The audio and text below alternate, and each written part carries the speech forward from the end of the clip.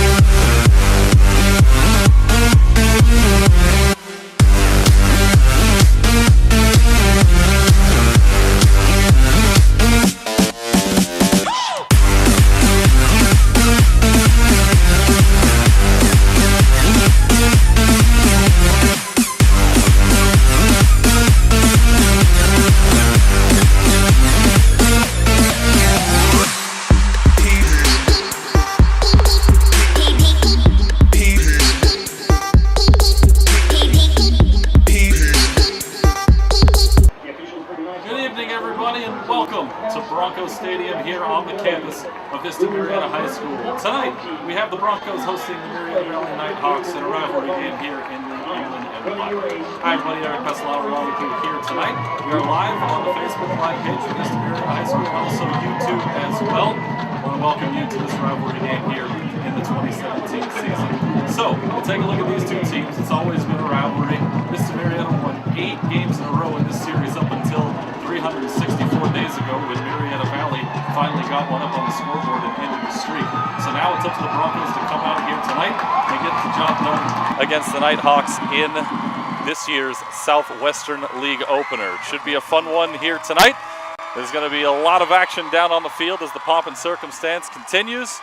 Broncos getting ready to take the field here tonight in this annual rivalry game. They come in with a record of 1-4. They got a huge win last week over 2 weeks ago rather, over Crenshaw. 30-20 was the final score there. It was the first win of the season for the Broncos. But first, the Nighthawks are going to run out onto the field wearing their white uniforms and their black helmets with the red wings on them. And then on the other end, the Broncos in a holding pattern before they come ripping through their banner in their home opener here in league play in the 2017-2018 season. So glad you could join us here tonight on a Friday night in Murrieta, California as the Broncos storm out through midfield and get ready to take on the Nighthawks.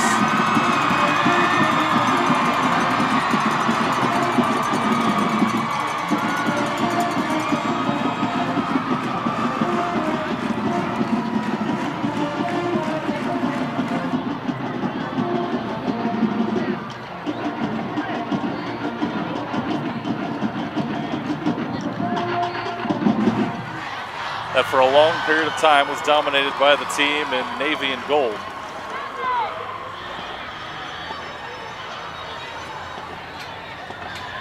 Even better news for these two teams, while it has been a long wait for them to get together. Both teams coming off a bye week last week. Had an extra 7 days to think about what they could do here in what may be the roughest rivalry in the Southwestern League.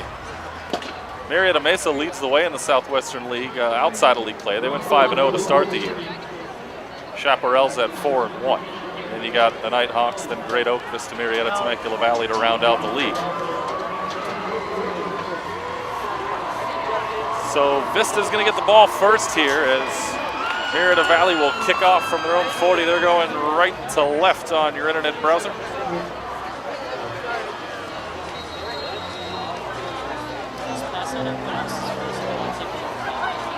We are underway from Bronco Stadium as that one is lifted high and deep into the corner of the end zone. We have a touchback to kick things off. So Robert Coleman and the Broncos will come out onto the field. Who are we, the Broncos? This year has thrown for 277 yards in the first 5 games of the season. But of course, it's all about the ground game here for the Broncos. And senior Khalil Shakir is who we are spotlighting here tonight. The Broncos spotlight every week. He's the workhorse for this team.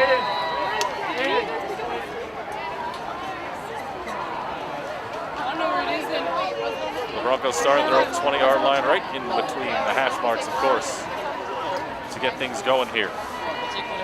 Coleman under center. They're going wide receiver wide to each side. Double tight ends as well. They hand it to Shakir, who bobbled it, but now he's got some room on the near side. He breaks free up to the 45-yard line through a tackler. He'll mark it out, looks like maybe the 47. And it's a 27-yard gain for Shakir on the opening play of the ball game. Boy, that a way to kick it off in a rivalry game, huh? They want to go quick here. They'll go I formation with a receiver to either side. I'll find your thing. Check that. Coleman in the shotgun will hand it off straight up the middle. Dances around a bit, crosses midfield into the Nighthawks territory of the 49-yard line, a gain of 4. We just threw them in.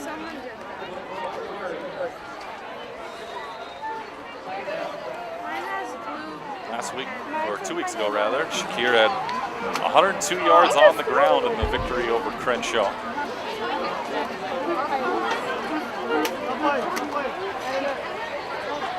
This time, again in the shotgun, receiver in motion coming to the near side. And then jogging back in the other direction is Alex Hill. It's a keeper here for Coleman.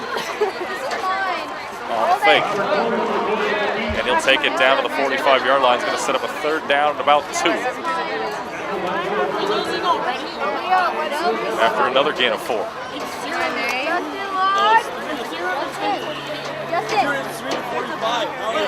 Coleman's carried the ball a couple of times this season as well. He's got about a dozen carries. Right around 20 yards for the season. They try to mix it up to throw things off. Shakir is such the workhorse. No, I'm just saying. Coleman under center, a receiver far to the left side, 2 to the near side. They give this to Shakir anyways. He pushes forward, and he might be short. He danced around a little bit around the 45 to try to break free. Had nowhere to go. A couple of Nighthawks in pursuit, stop him to a gain of, looks like about a half a yard. We'll call it 1. It'll be 4th and a yard and a half. I don't think there's a whole lot of doubt that the Broncos are going to go for this already in Nighthawks territory here. We're just underway from Broncos Stadium on the campus of Vista Murrieta High School. And they'll line up as they did on the last play. 2 receivers near side, 1 to the far left, and it's going to be a keeper, and Coleman's got a lot of space. He'll get about 2.5. It's enough for a Bronco 1st down.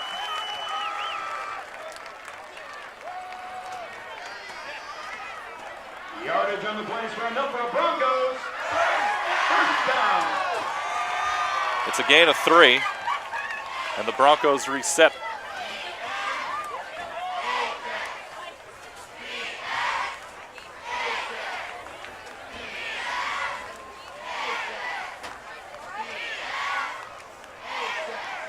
First and 10, 42-yard line of Murrieta Valley. This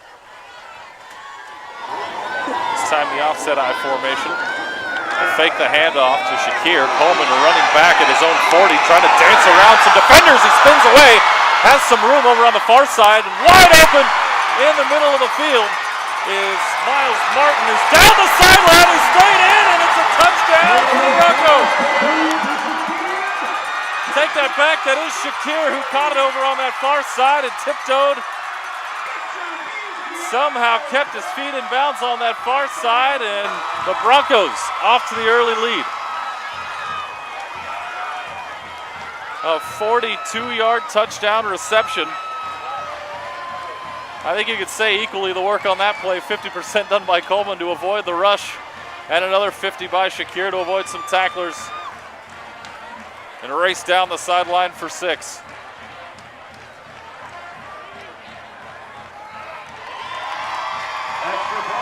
Extra point is up and good. It took them 3 minutes, 2 seconds. What took them so long?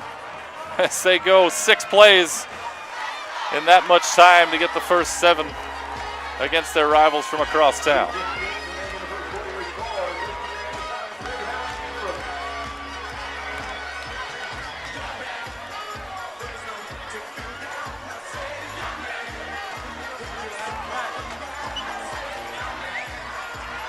Third touchdown pass of the season for Coleman. And for Shakir, just his 8th catch so far in the first 5+ games, and that's his first receiving touchdown of the year.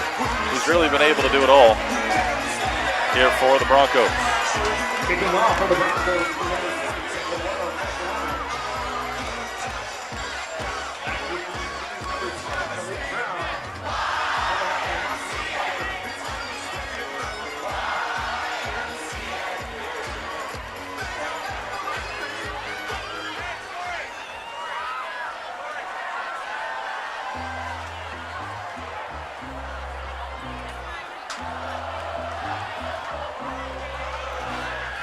So a 6-play, 80-yard drive in 3 minutes, 2 seconds has David Olson and the Broncos out front first. We'll get our first look at the Nighthawks here as this kickoff will cross over the goal line and fall into the end zone for another touchback.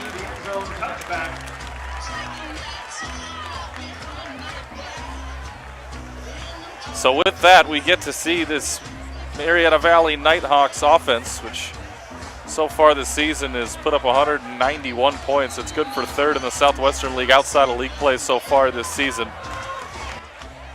And also it'll give us a great look here at their quarterback, Hank Bachmeyer, the junior quarterback, 6'2", 200 pounds, who is 5th in the Inland Empire area in passing yards with 1,321 so far in his first 5 games. He's completed 65.5% of his passes.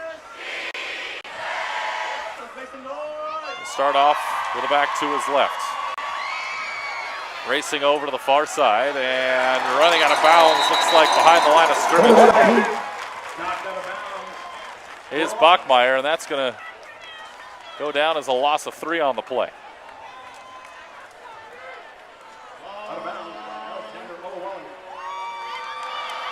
Bachmeyer's carried for 235 yards this year with 35 carries. I guess you can make it 232 after that loss of 3. 2nd and 13 for the Nighthawks at their own 17-yard line. Bachmeyer in the shotgun, low snap, looks down the middle, seems high, it is high.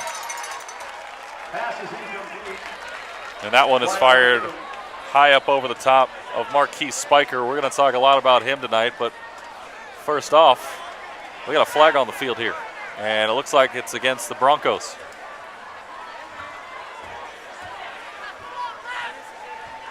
They're marching backwards. The Nighthawks haven't moved yet.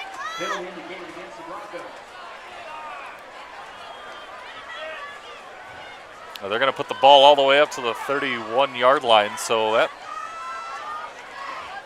seems like a 15-yard penalty there. I think they might have got pass interference against Spiker there down the middle of the field.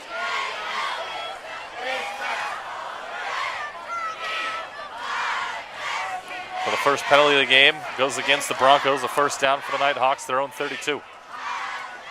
They fake the handoff. Bachmeyer has it over on the far side. He tries to dip the tackle. He gets drilled out of bounds across the 35 and out at the 37. It's a gain of 5 on the play for the Nighthawks quarterback. It'll be 2nd down and a short 5, it looks like. So he gets himself back into positive yardage on that rush. That's good for 5. He's got 2 carries for 2 yards total. 3 receivers to the near side here for the Nighthawks. And I think we're going to get an offside here. I think one of the Broncos jumped on the near side of the line, and that's going to be very close to a Nighthawks first down, and I believe it'll be enough. It is.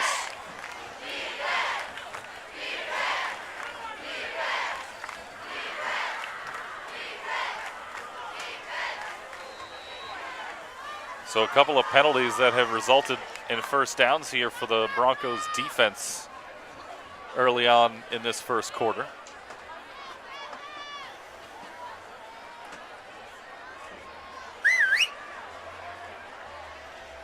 They'll go back to the shotgun. Bachmeier takes the snap, looks over to the far side. He's got a man.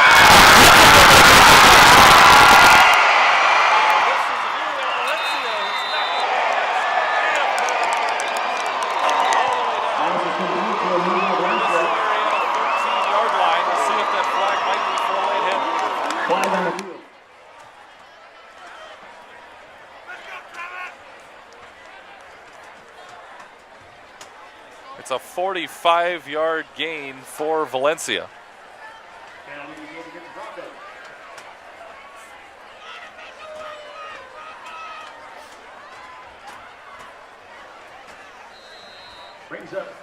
And on Bachmeier's first pass attempt, it goes down the sideline, and he was able to slip by a couple of defenders, much like Shakir did on the Broncos' possession for the touchdown. The penalty was for a late hit. It's just half the distance to the goal, so it'll go down to the 6-yard line, first and goal for Murrieta Valley. Bachmeier in the gun. He shifts his running back, fakes the handoff, looking to throw it into the corner, and that one's out of bounds and over the head of Liam Dillon.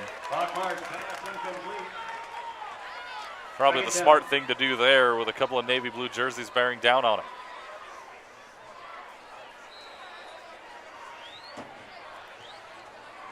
Julius Johnson, who's the running back, checks out for this play.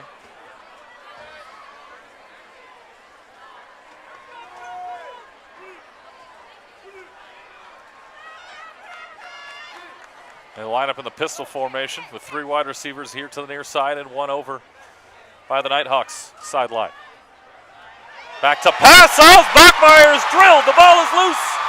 And it's still bouncing around. I see some blue jerseys on top of it. I think the Broncos have it. We'll have to wait and see. And they do.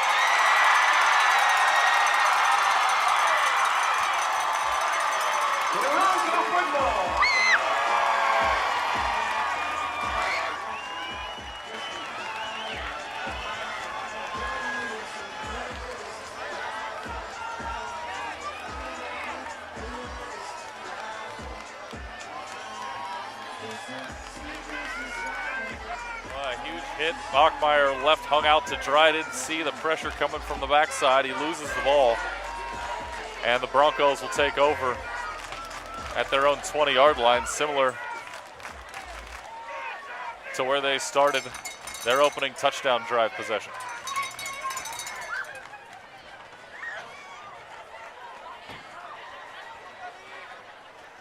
So 1st and 10 there. Coleman under center, gives to Shakir. Gets over the 20, maybe to the 22. It'll be 2nd down 8.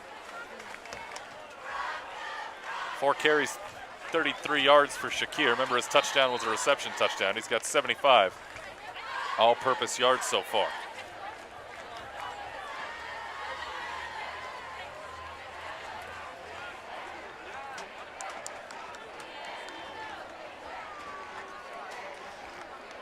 Second and 8, 7:40 to go here in the first quarter. Rolling out on the play fake is Coleman. He's got a man here on the near side. It's caught at a big leap. Up to the 43-yard line goes Travis Plantier.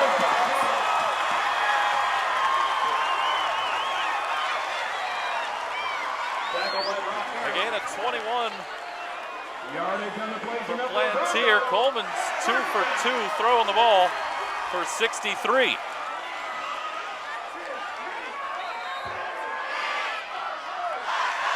Well, they don't throw it a ton, as most high school teams don't. I mean, Murrieta Valley does, but most teams don't. But it's working for the Broncos here in this first quarter. A couple of big plays.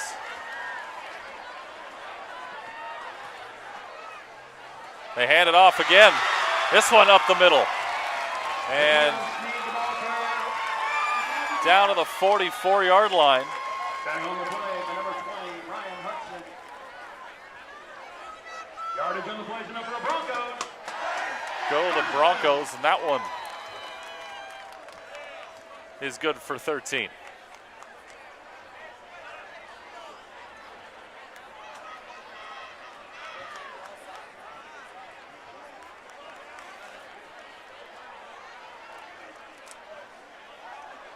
Coleman the shotgun. Two-step drop, comes to the near side. He's got Shakir. He makes the catch, he goes out of bounds. Inside the 40, down to the 37.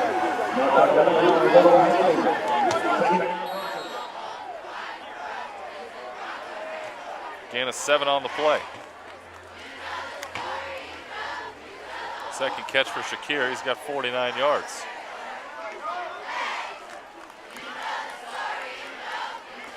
Second and 3. Coleman again. Hand it off, straight up the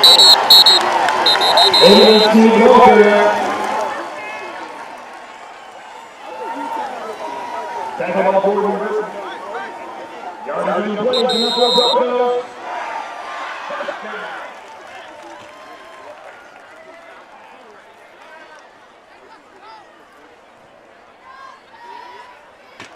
Another first down for Vista Murrieta.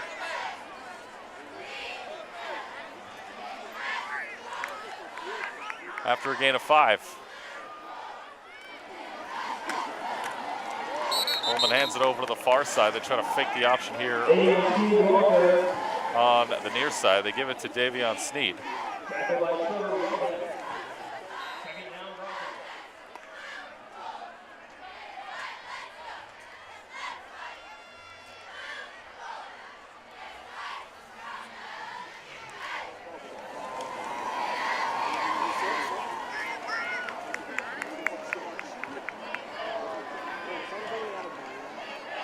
It'll be second down and 8. Nighthawks defense swarm there on that run, and the ball will be placed just inside the 30-yard line.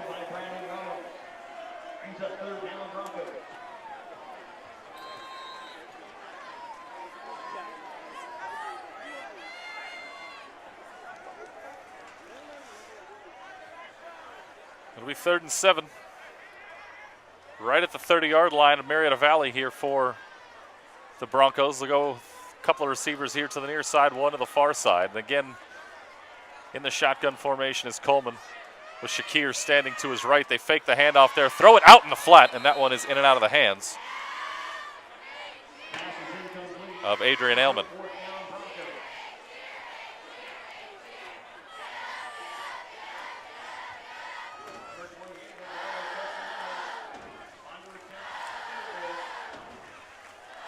Broncos going to go with a field goal here on 4th and 7. Eduardo Castellanos out. Try this one from 47.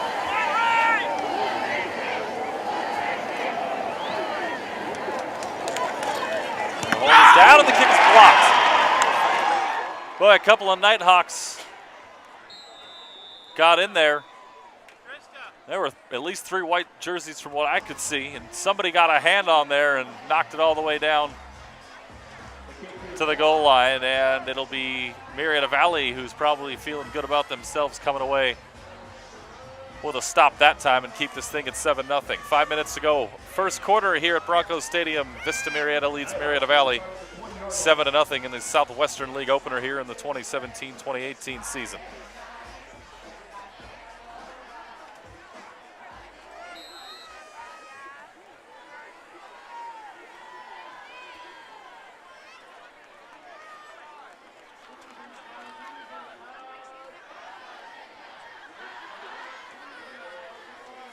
So Hank Bachmeyer and the Nighthawks will start things from their own 20 after the missed field goal. Remember, in high school, on a missed field goal, the ball goes as a touchback, essentially, and there's a 10-yard run right up the gut that time for Julius Johnson.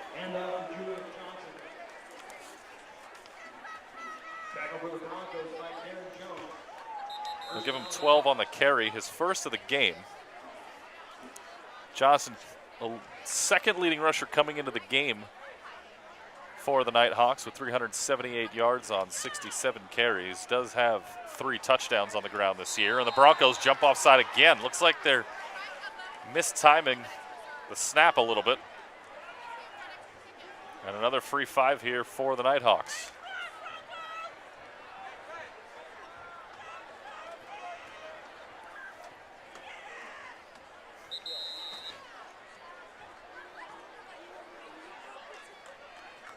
Friggin' ran through the friggin' middle.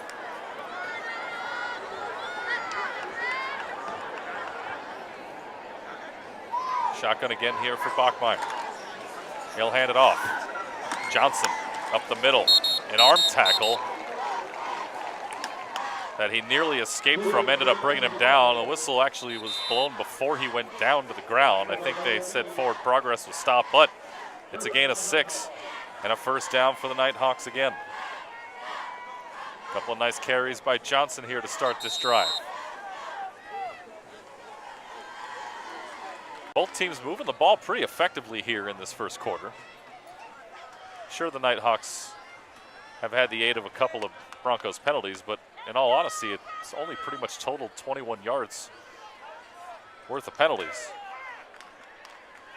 Pass interference, or make that 31 yards in penalties. The pass interference call in the last drive. Fling this one out to the outside, breaking a couple tackles and getting the first down is Talik Brown, 5'8" sophomore. Came into the game with 14 catches and 326 yards, a couple of touchdowns to go along with that.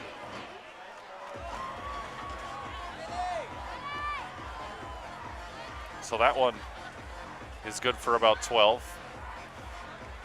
And a refresh of downs from Murrieta Valley again.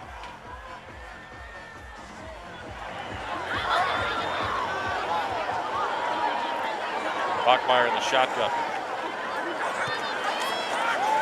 Takes the snap, and he is drilled. And I think the ball came out. It's loose, and then a flag is thrown late. Big hit there by Le Maunga. I think the Nighthawks fell back on top of it. It's a loss of 4, but there is a flag on the play, and I see some Nighthawks clapping and pointing toward the team in blue. They call a personal foul, so that's going to be another 15 here for Murrieta Valley, and a first down. That'll bring the ball all the way down to the 34-yard line.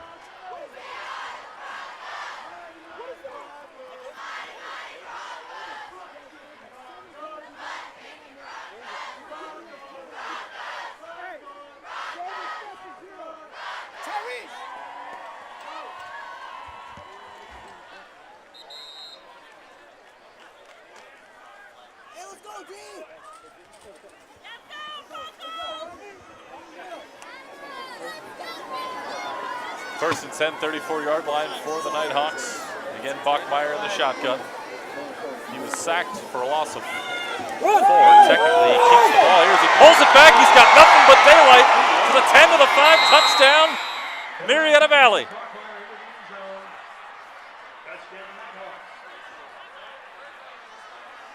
A 34-yard touchdown run for Hank Bachmeyer, the junior quarterback, on his 39th carry of the season. Has his team within 1.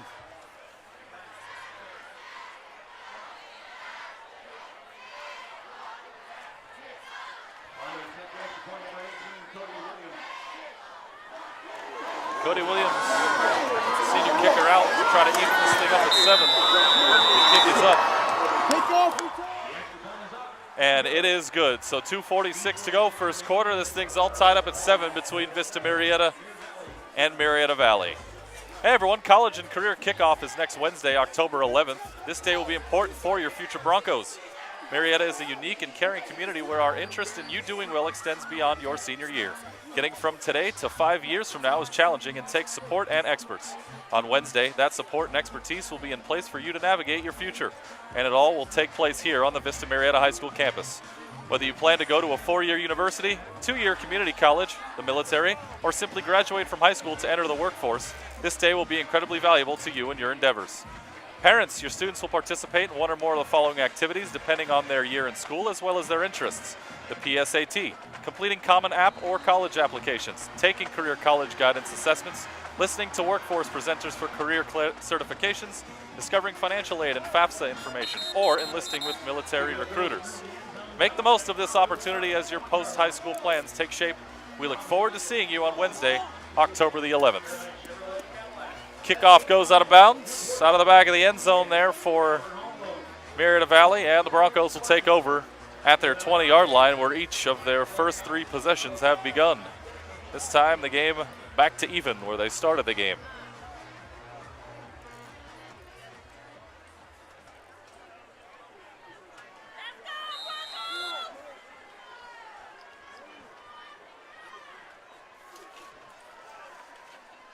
First and 10 Broncos, their own 20. He'll hand it off to Shakir. He's trying to get the edge. He's got a little bit of room, looking for some more blocks. Cuts it back to the middle. Breaking tackles. Another swim move across the 45. He's got 2 men to beat. He's at the 30. Inside the 25 and knocked out of bounds. Right around the 20-yard line. We'll see where they mark him out. A huge run for Shakir. It surprises nobody in the home stands. And they mark him out right at the 20-yard line. It's a 60-yard run for Khalil Shakir, and another first down for Vista Murrieta.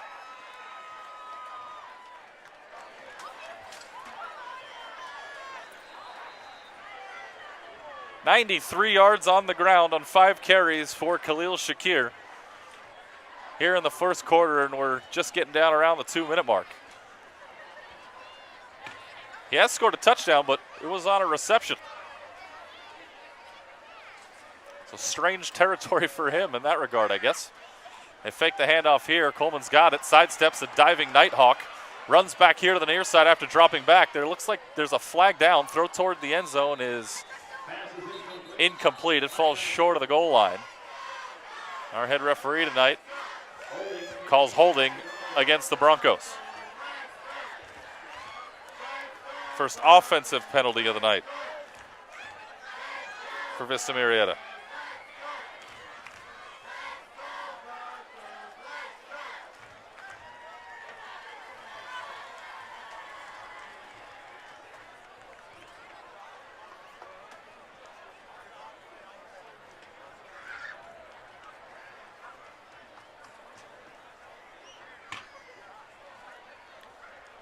So back that up. Well, they put it back at the 32.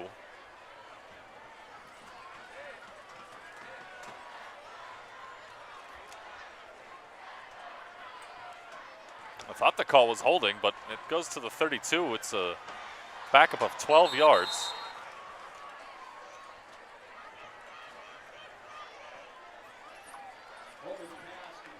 And Plantier takes that pass and got just forward about a yard.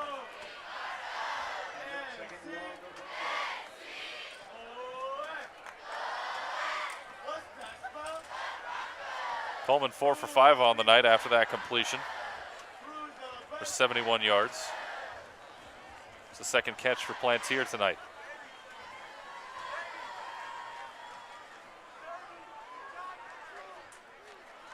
Excuse me, I take it back. That last one was a loss of 5.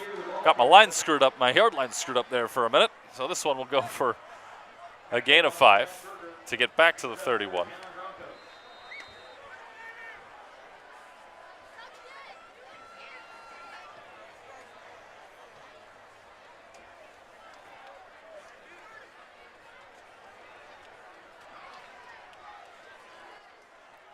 And it'll be 3rd and 22 here. Make it 3rd and 21 and a half. Not that it makes much difference at this point, just to be accurate. In the shotgun, Coleman. It's a screen. Oh, and a takedown on that screen. And there comes the flag. Yeah, we're going to get pass interference here on the Broncos.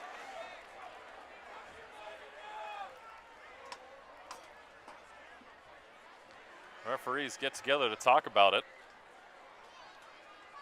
Actually, no, there will be no flag, and I thought they might pick that one up. The ball was thrown behind the line of scrimmage, in which case you cannot have pass interference. So they do waive off the penalty, and it'll be 4th down and 22.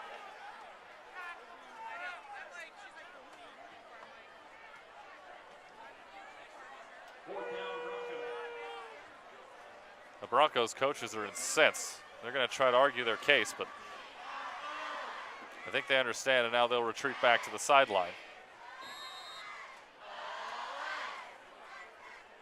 Yeah, it looks like they're going to line up and go ahead and go for this, or maybe, are they kicking a field goal here? They might be kicking a field goal.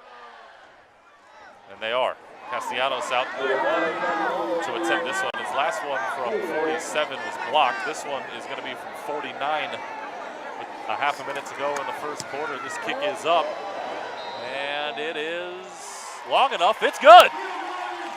Castellanos from 49 yards away gives the Broncos a 10-7 lead with 20 seconds left in the opening quarter.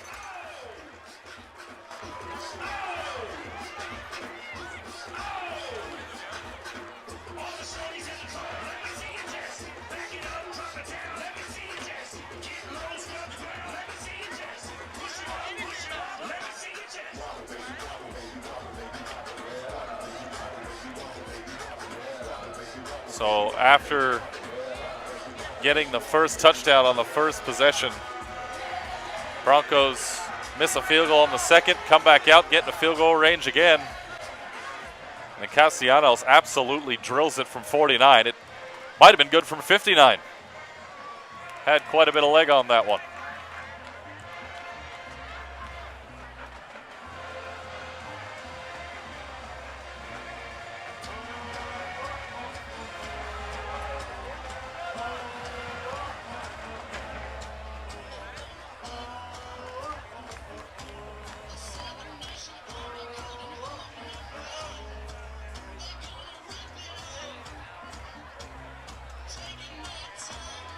Shorter kick this time. It'll be taken by Spiker, and he is tripped up across the 15.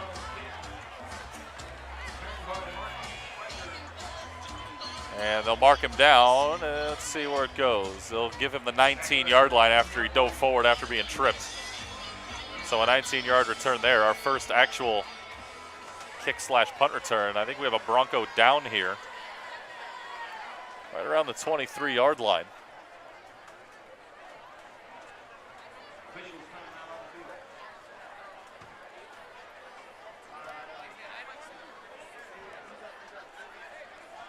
We'll have a pause in the action as they tend to the injured Vista Murrieta player.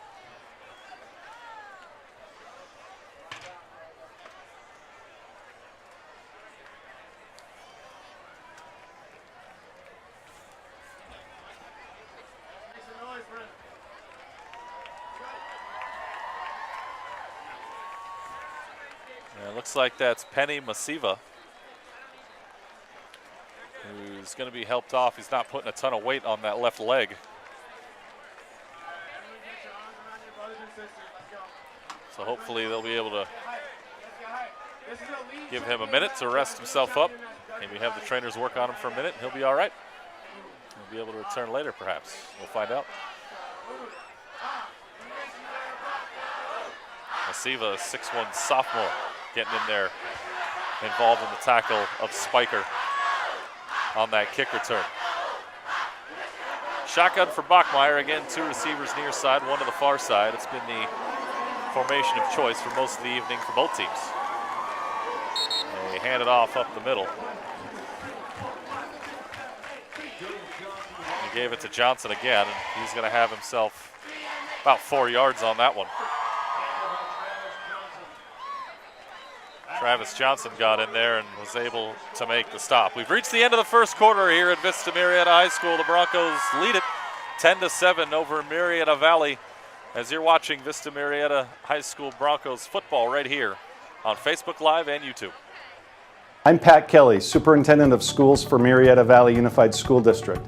College and Career Kickoff is next Wednesday, October 11th. This day will be very important for your future. Murrieta is a unique and caring community where our interest in you doing well extends beyond your senior year.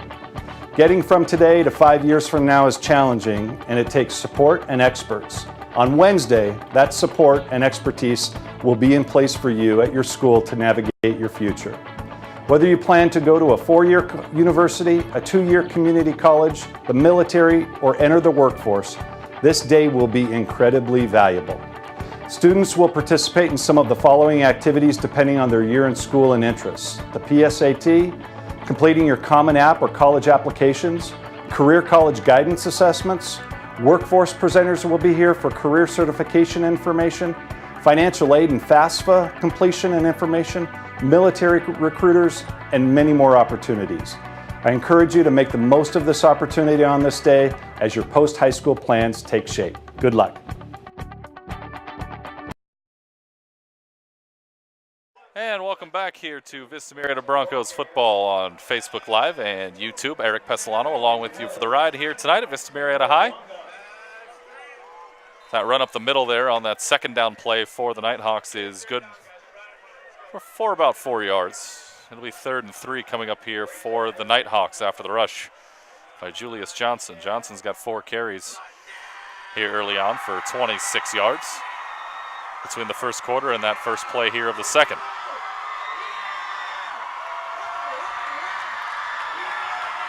Third and 3, Bachmeyer in the shotgun again.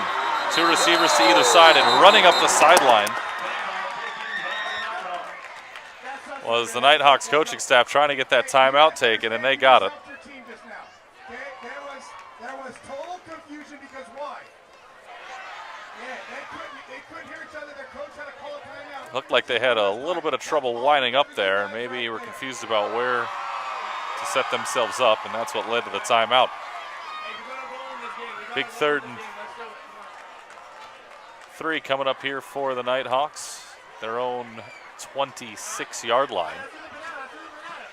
Next week, Broncos going to stay right here at home, take on Murrieta Mesa. The Rams had a really good non-league schedule that they ran through everyone and went 5-0. Murrieta Valley, they will get to return home and take on Chaparral. Puma's off to a 4-1 start after their non-league schedule.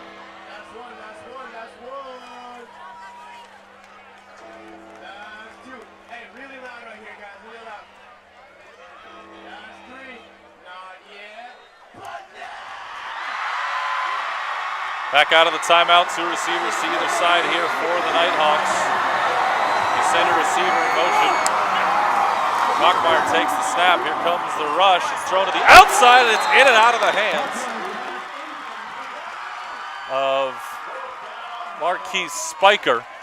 And it'll be 4th down. The Nighthawks going to be forced to punt.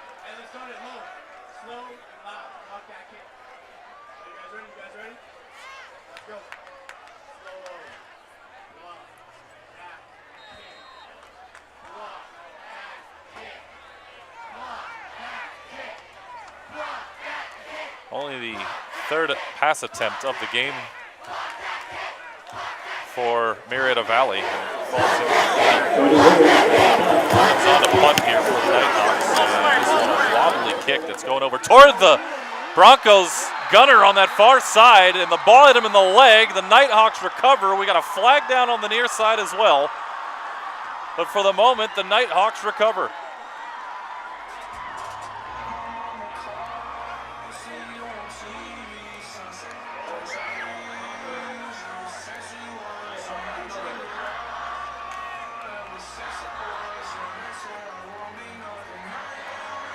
See what the flag was about.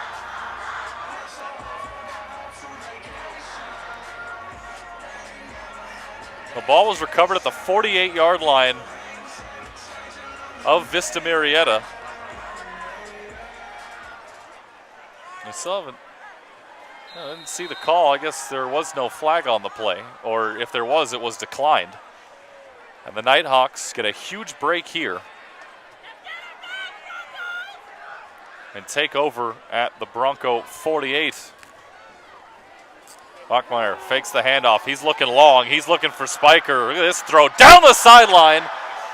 And a collision down around the 7. And there's no flag on the play down there. And it's just going to fall incomplete.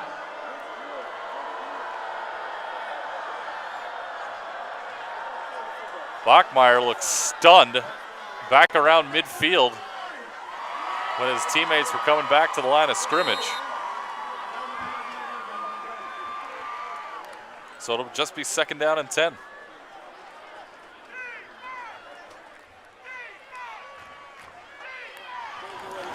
They'll run it this time. Up the middle. They give it to Johnson again. And he's going to pick up 2.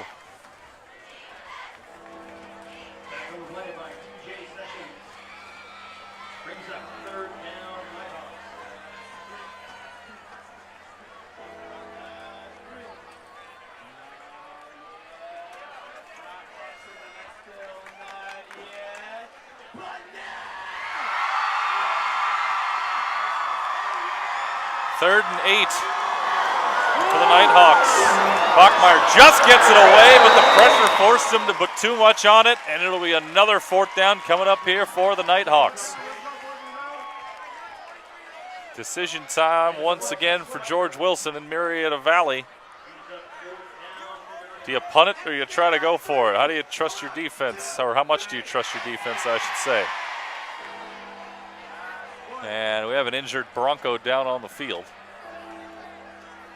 It's Monster Faulu,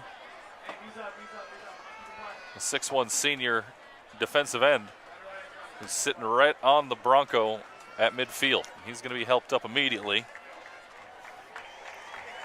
And he's not putting full weight on that left leg as well. And actually, he's going to jog off the field, so looks like he's going to be just okay. We'll take a look at him on the sideline. And it looks like the Nighthawks going to send out the punt team here on 4th and 8.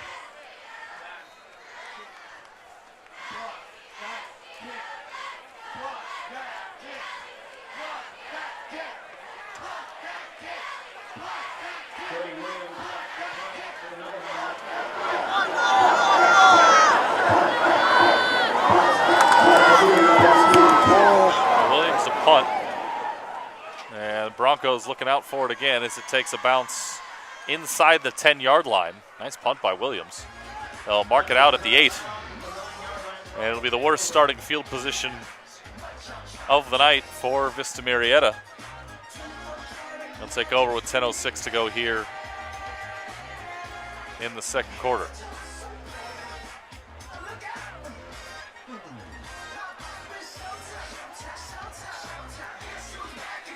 Well, as you know, last year Murrieta Valley snapped the 8-game win streak in this series by the Broncos. That game was played exactly 364 days ago. It's the Broncos' first Southwestern League loss in 35 games, going all the way back to 2008.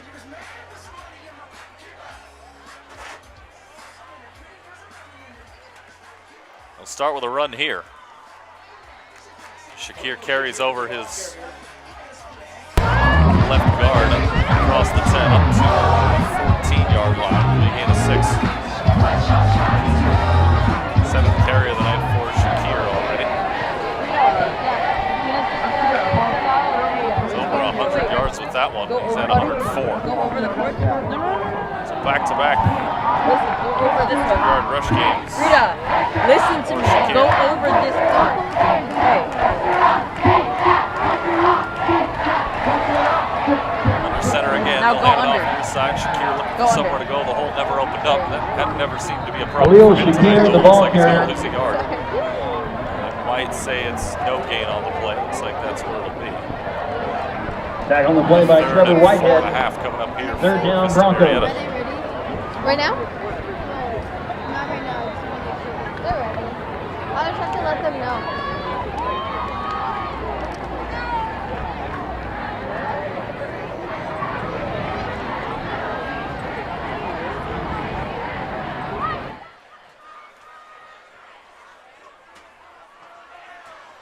Shotgun for Coleman again. Fakes the handoff. They go with an option. He keeps it, pitches it out to Shakir, and he's lifted up and taken down. A yard shy of the line of scrimmage. Ryan Hudson, junior defensive back, comes over to make the stop. It's a loss of 1 on the play for Shakir. And the Broncos, for the first time tonight, will be forced to punt.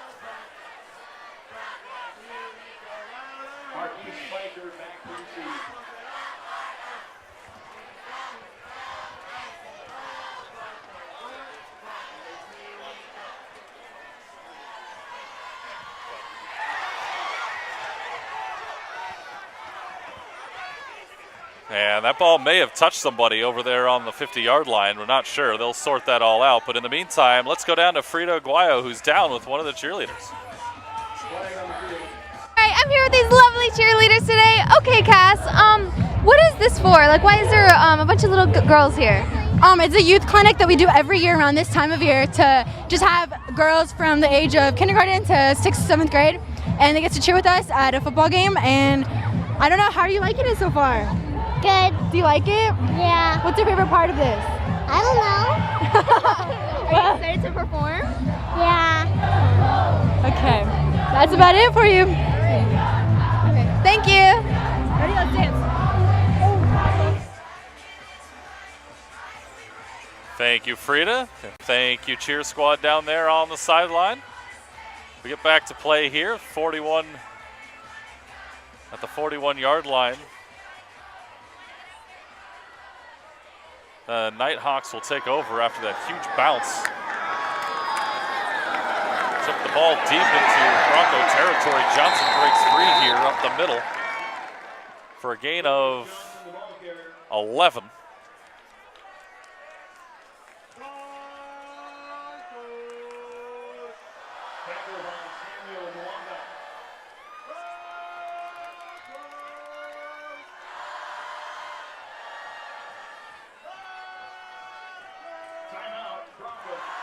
Vista Murrieta is going to take a timeout here. Try to get their thoughts back together defensively with 7:44 to go in the second quarter.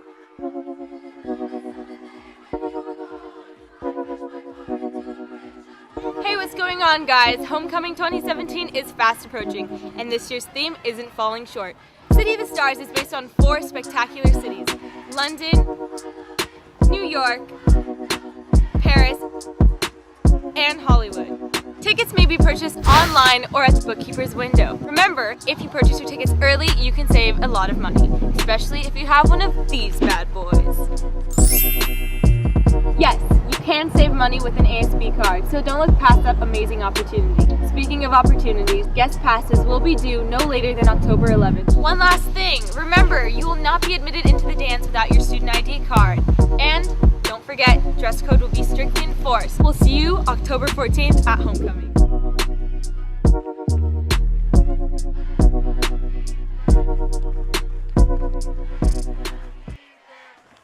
Back here at Vista Murrieta High School, Broncos calling a timeout after the 11-yard run by Julius Johnson of Murrieta Valley as the Nighthawks trying to drive here and maybe take the lead. This throw behind everybody and short.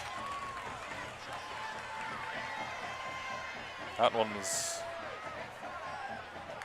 just inside the 20-yard line. That fell short, so Bachmeyer and the Nighthawks will reset at the Bronco 30-yard line, 2nd down 10.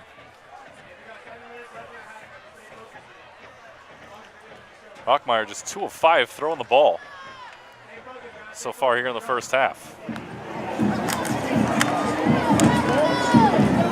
This one will go over the right side, and it'll be a gain of 2, maybe 3.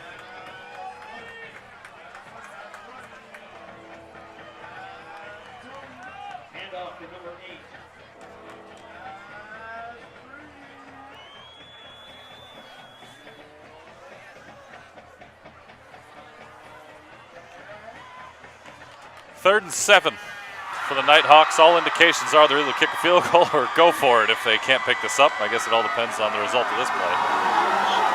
There's a penalty on either side.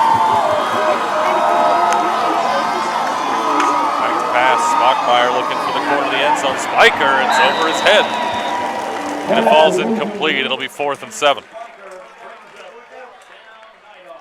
4 straight incompletions for Bachmeyer. Spiker hasn't caught a ball yet here in this one.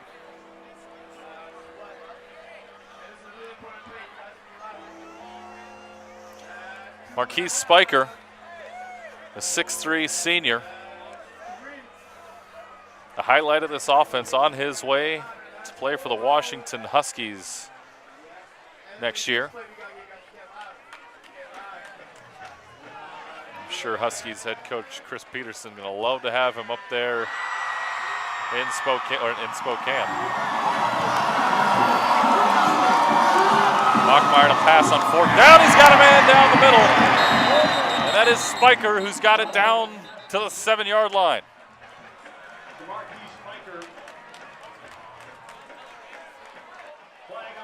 Oh, and we have a flag on the play, and it looks like we have a holding call against the Nighthawks, so erase all of that. Still no catches for Spiker. And it'll be 4th and 17. First penalty of the game for the Nighthawks, and it couldn't come at a worse time. We'll see where they put it. Should come back to the 37.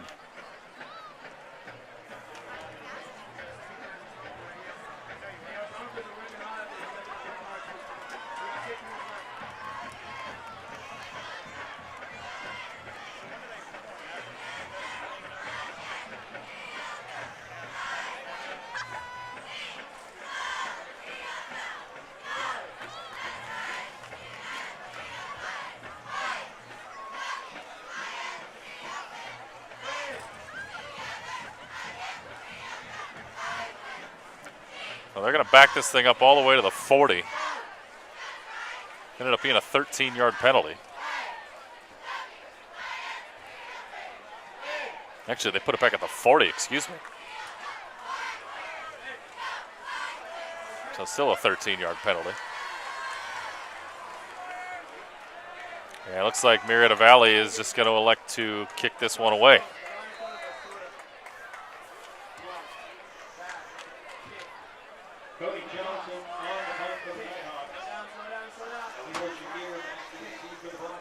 After a fast and furious start, the two teams have traded punts on each of the last 4 possessions. With the exclusion, of course, of the muff punt by the Broncos that gave the Nighthawks back-to-back punts. High wobbly kick to the near side. That thing is going to go out of bounds at about the 26-yard line. That's a 14-yard punt.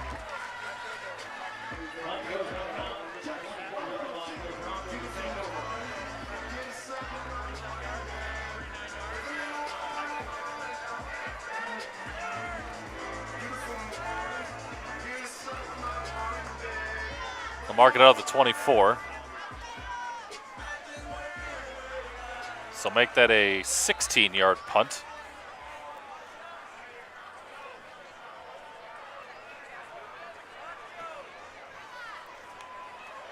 Broncos take over with receivers here, 2 to the near side, 1 to the far side. They'll hand it off. Oh, the ball is loose.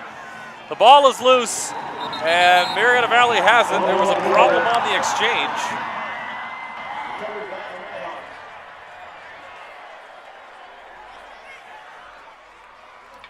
And it looked like that one was mishandled by Davion Sneed here on the near side. He just never had it cleanly. So one play and a turnover here for the Broncos puts the Nighthawks right back in business at the 18-yard line.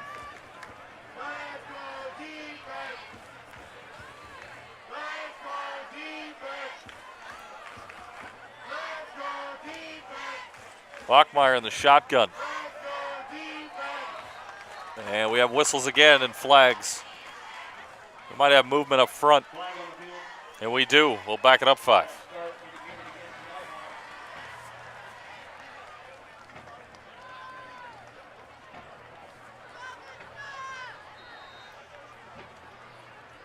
So make that 1st and 15 from the 23. 6.5 minutes left here in the first half. Bachmeyer back to throw. A jailbreak blitz, but it's a screen pass. Lots of room up the middle, and carrying it into the end zone virtually untouched is Marquise Spiker. And that's a way to make noise on your first catch of the evening. A 23-yard touchdown reception for the Washington-bound Spiker. And the Nighthawks have their first lead of the night at 13-10.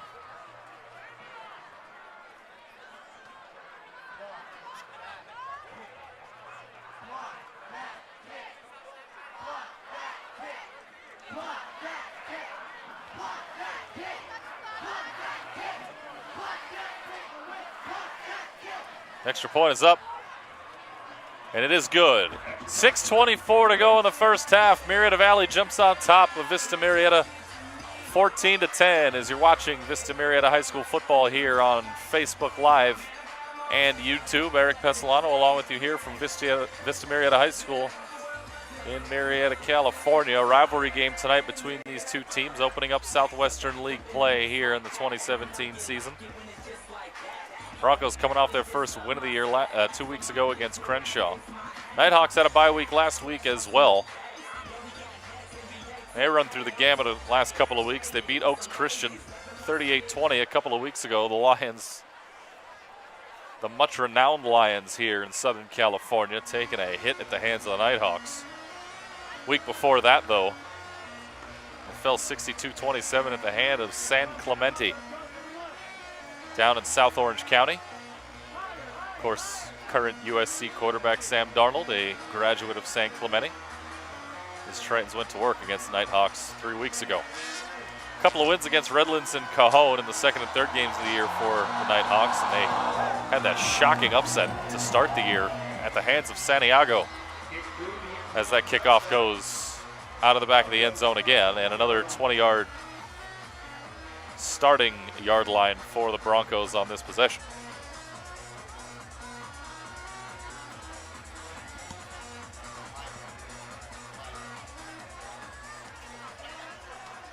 Yeah, welcome back up into the booth here. Eric Pesolano with you from Vista Murrieta High School. So we've seen lots of punts in this one, but we've had a lot of offense as well. Both teams moving the ball pretty well. Just finding a way to stall a little bit once they get near scoring territory. Of course, Nighthawks breaking through in that last possession. A couple of turnovers have occurred in this game as well. But all in all, pretty exciting game here out in Murrieta to start the night. And Shakir carries that one, and he loses a yard, it looks like. Good pursuit there by the Nighthawks front line. A loss of one. 10th carry of the game for Shakir.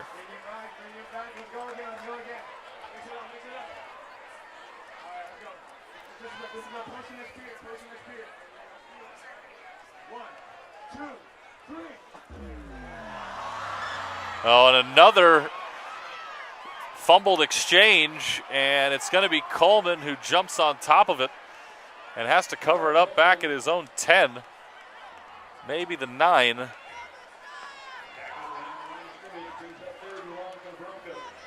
It'll be a loss of 9 on the play. They'll mark it at the 10.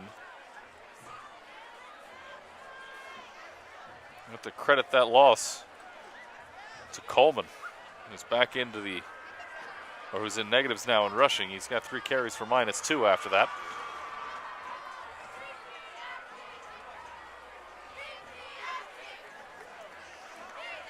So 3rd and looks like 21. He'll drop way back to pass. He floats one up, and this is going to work almost like a punt, I would guess, as it's intercepted at the 40-yard line. And staying on his feet is Josh Archer, the junior, who's trying to break tackles and cut back to the middle of the field, taken down at the 34-yard line. But again, the Nighthawks come up big on defense, and they pick off Coleman inside of Bronco territory.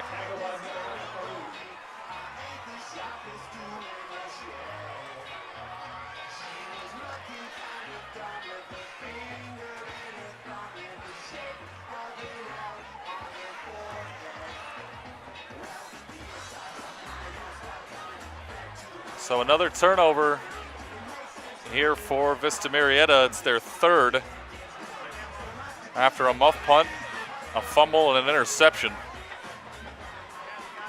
They also had a missed field goal earlier in the game, so a rough and tumble second quarter here for the Broncos. Bachmeier fakes the handoff, takes it himself over on the far side, carrying tacklers down to the 21. He'll pick up 11 on the play. Excuse me, make it 13 on the play. They give him an extra couple down there.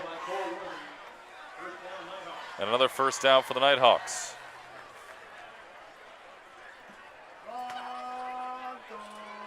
"45 yards on the ground for Hank Bachmeier on 5 carries here in this first half.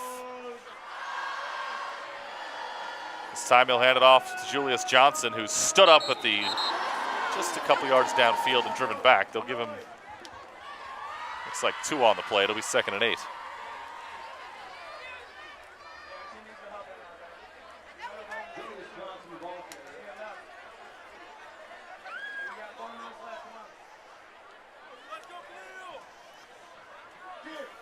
Nighthawks taking advantage, or at least trying to, of good field position once more. Looking to build on a lead.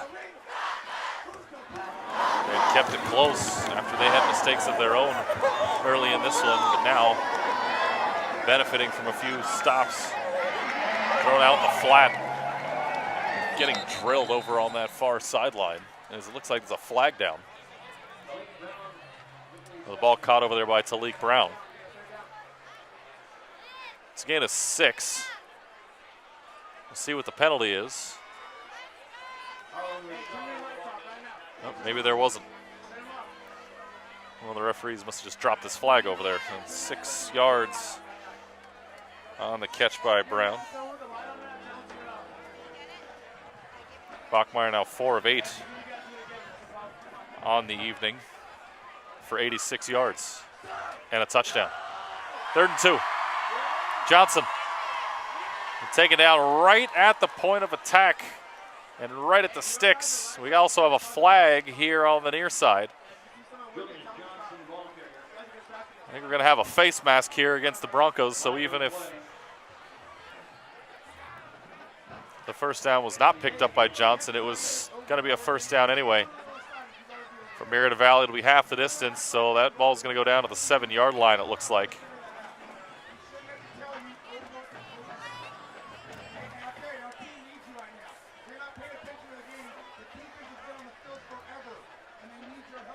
Sixth defensive penalty against David Olson's Broncos tonight. It's 1st and goal.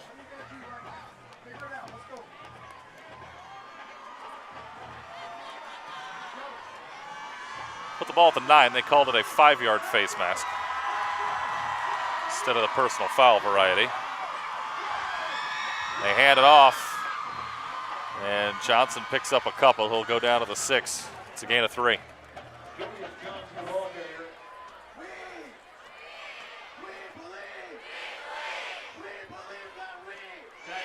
44 yards on the ground for Johnson in this first half on 8 carries. He was averaging 5.6 yards per carry. Entering this one, he's just around that average here in this first half. Bachmeier in the shotgun with Johnson standing behind him and to the right a little bit with under 2 minutes to go in this first half. And we've got whistles. I think we might have a delay game here against the Nighthawks, and we do.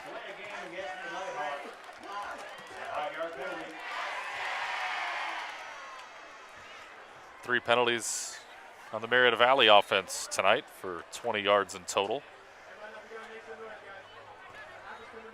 Only one of the 3 really hurt them. We'll see what the result of this one will be.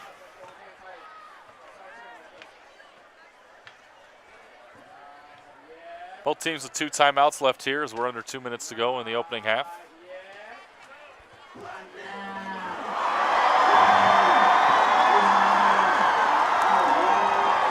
Second down here. Bachmeier hit as he throws, and that one's a little bit too far out in front. It was intended for Liam Dillon, the senior wideout, who was coming across the field. Good pressure in the backfield by the Bronco defense. It'll be 3rd down and goal from the 12-yard line.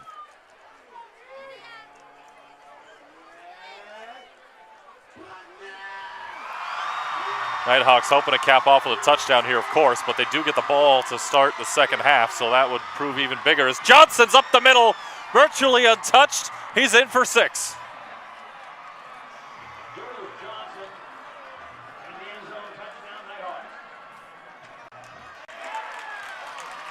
But hold everything.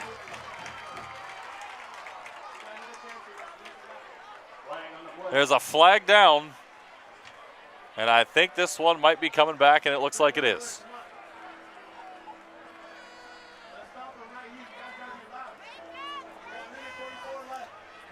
Okay, so that one definitely hurts.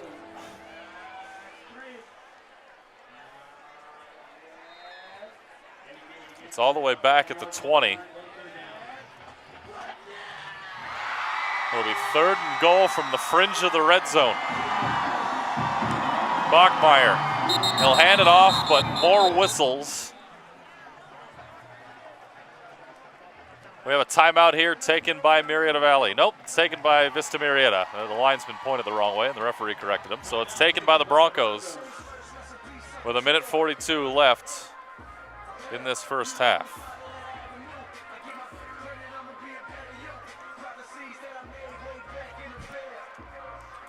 Talked about Marquise Spiker. He had the touchdown reception that really got things going for Murrieta Valley. Spiker this year, 640 receiving yards coming into the game tonight. You can put him at 663. There's some quick math from me there. He's 2nd in the Inland area in receiving yards. Only Latavion Staples from Silverado High School has more. He's at 810 coming in to week 6.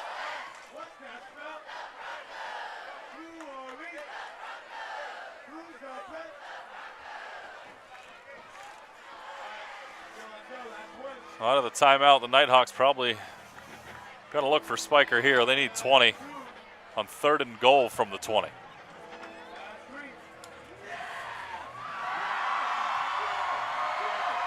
Spiker lined up in the slot here on the near side. They hand it off to the outside. Not a whole lot of room there. It's just a gain of 2, and we'll see what Murrieta Valley wants to do. They're going to kick a field goal here, of course. Played it conservative there and just try to get the 3 and push their lead to 7 if they are successful here. Cody Williams on for this field goal try from 35 yards out. Marquise Spiker is the holder. Spot is down, kick is up, splits the uprights. 96 seconds left here in the first half. It's 17-10. Murrieta Valley with a lead over Vista Murrieta. You're watching Broncos football here on Facebook Live and YouTube. We're here in Murrieta, California tonight for this rivalry game between the Nighthawks and Broncos, the Southwestern League opener here in 2017.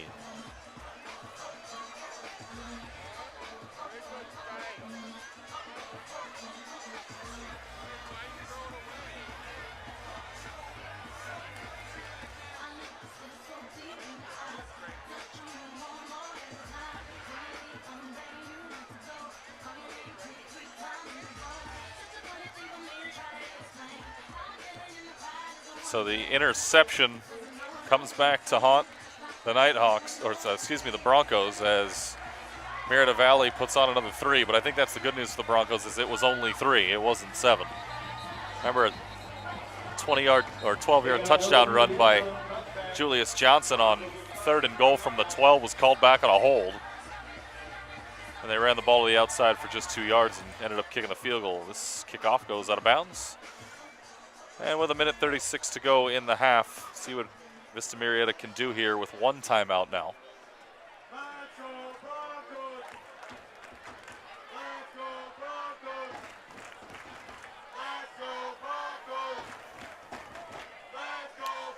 He'll do as they do, lining up in the shotgun. Coleman back there with Sneed standing to his left. He'll drop back to throw. Near side out in the flat. That one caught by Shakir. Or excuse me, that one was caught by Eric Allen, the senior wide receiver. And he's taken down at the 31. It's good for 11.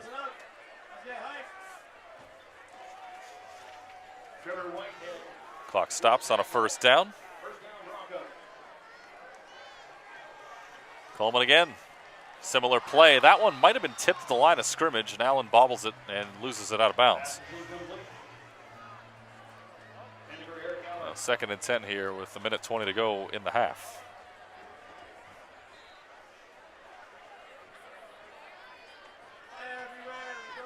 Coleman is 5 for 7 throwing the ball here in this first half. He's got 76 yards through the air and a touchdown to Khalil Shakir. Coleman to throw. He zips one over to the far side, and a diving attempt is unsuccessful. They tried to throw that one over out to Cole Worthy, or excuse me, to Hunter Escorcia,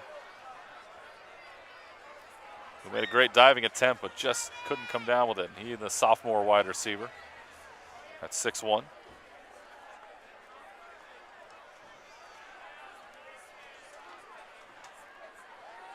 Third down 10 here for the Broncos.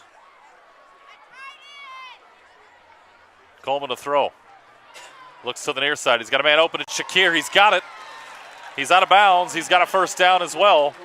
That's going to be good for 13. More importantly, it stops the clock.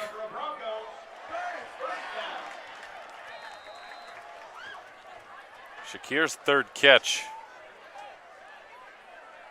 He's got 62 receiving yards here in the first half.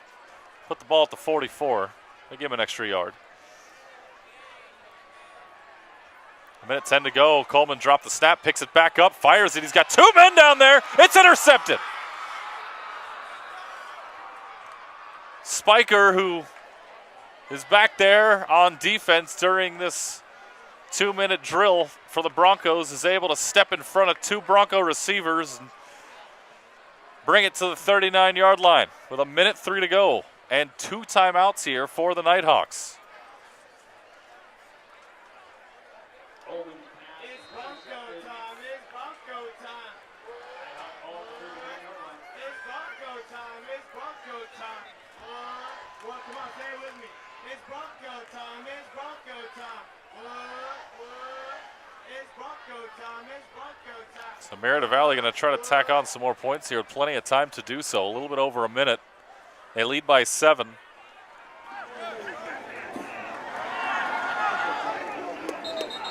Each team has possessed the ball 5 times here in the second quarter.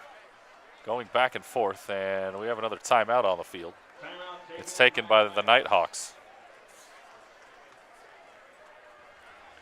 I'm sure George Wilson didn't want to call a timeout when the clock wasn't moving, especially when you got 61 yards to get a touchdown.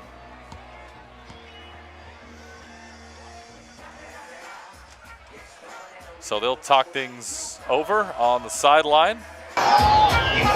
In the meantime, we welcome you back in the booth here at Vista Murrieta High School. Eric Castellano with you here on Facebook Live and YouTube. I want to thank you all for joining us here tonight. It's been a fun one so far. A little bit sloppy here in the second quarter for Vista Murrieta. Nighthawks had their quarter in the first, and they've regained a little bit of momentum here to take the lead. They scored on back-to-back possessions, touchdown and a field goal. They have it again here after an interception. So defense is stepping it up for George Wilson. And we'll see if the Nighthawks here Can put some more points on the board before the half. The team in navy and gold need to come up with a stand here to keep this thing a 1-possession difference before they go to the locker rooms. They hand it off over on the far side. And a nice tackle by Alexander Oyawale, the junior linebacker. It's a loss of 2.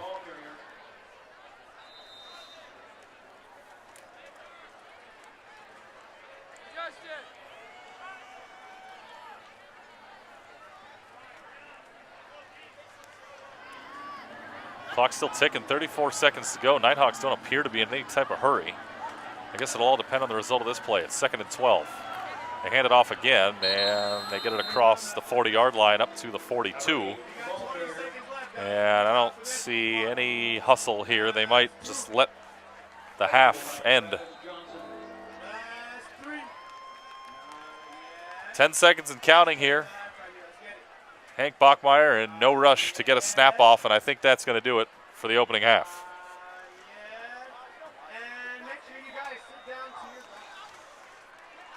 Well, certainly a seesaw first half here at Vista Murrieta High School. It's in the books.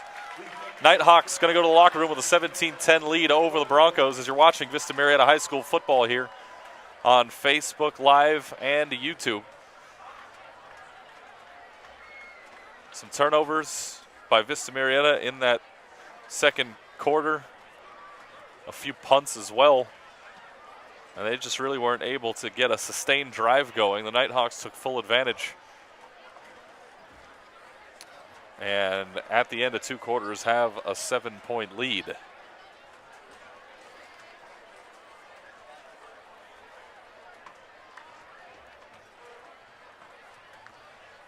Nighthawks going to get the ball also to start the second half. You think maybe that's why they didn't want to go in any type of hurry to end that second quarter. They knew they were going to get it back anyway. And the rate this game's been going, you don't know what can happen. Might be a great idea to maybe not take too big of chances here. So they play it conservative. As Vista Murrieta gets the band all set up as we get ready for the halftime festivities here at Broncos Stadium.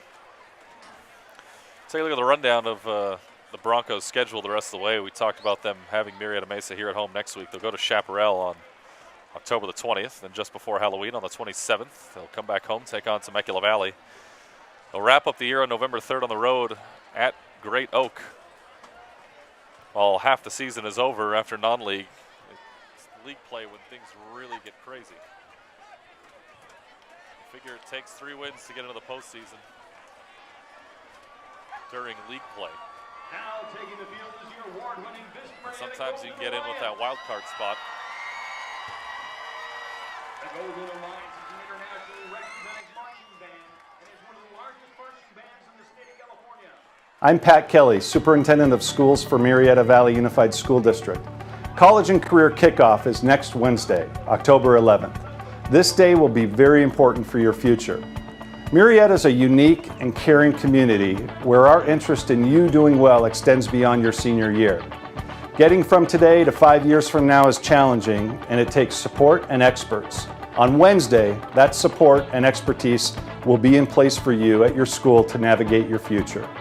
Whether you plan to go to a 4-year university, a 2-year community college, the military, or enter the workforce, this day will be incredibly valuable.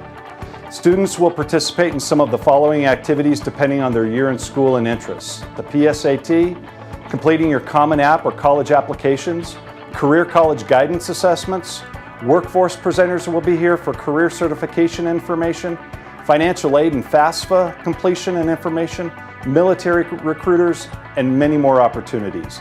I encourage you to make the most of this opportunity on this day as your post-high school plans take shape. Good luck.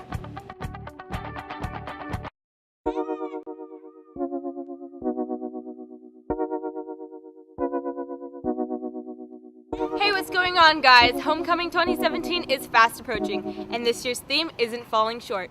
City of the Stars is based on 4 spectacular cities: London, New York, Paris, and Hollywood.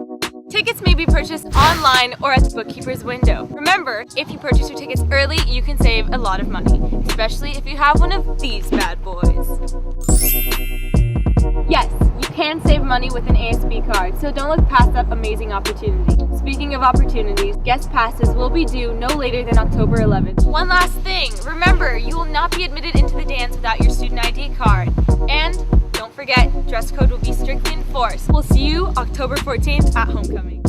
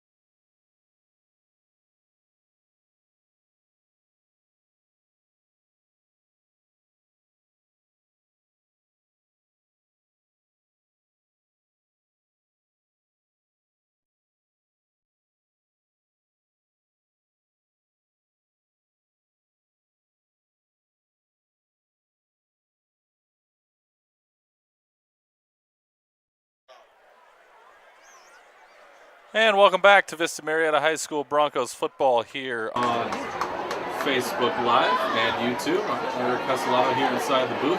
You got to see me scratch my forehead there, of course. Live TV, that's what we have to deal with, right? All right, we're getting ready for the second half here at Vista Murrieta High. The Nighthawks of Murrieta Valley have a 17-10 lead at the end of 24 minutes. Should be an interesting second half. Lots of mistakes made on both sides, lots of turnovers.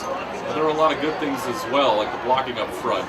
It's opened up some big holes for both teams. Of course, Khalil Shakir had a pretty good first half running the football. He had a pretty good half catching the football too for the Broncos. He has their lone touchdown in that first half. Cam on reception. On the other side, from Murrieta Valley, Hank Bachmeyer has done a good job running the ball himself. Throwing the ball hasn't been his best tonight. He's only completed 4 of 9 passes, but outside of that, they've run the ball pretty well, and they've taken advantage of some Bronco mistakes, turning turnovers into points, which is always a big deal. So 2 teams just getting back out on the field. They're getting set up. We're getting ready to begin the second half. Murrieta Valley is going to get the ball first to start the second half. Remember, they played it conservative at the end of the first half, figuring, hey, we're going to get it back anyway. Let's not try to rush into anything and possibly commit a turnover or do anything we might regret. So they'll get it here to begin the third quarter. This is MB. Vista Murrieta versus MB. You guys gotta show it. And you guys keep saying the cheers, and you guys gotta yell the cheers from now on. No more talking. Let's get it loud. Let's get it going. So after all that, they actually had a delay of game penalty called here against Vista Murrieta. I was wondering why they put the ball at the 35-yard line. They backed it up 5 after the penalty, so Eduardo Castellanos has to drill a little bit harder if he wants to get it to the end zone. We've seen all but one kickoff land in the back of the end zone here tonight.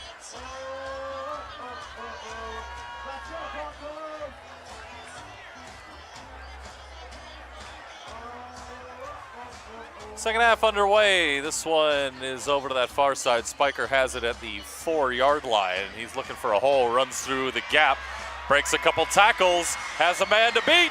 He's in the open, and he's going to take it the distance. Marquise Spiker to open the second half. Takes this one 91 yards, and the Nighthawks have a 23-10 lead. I don't see any flags on the field, so this one's going to count.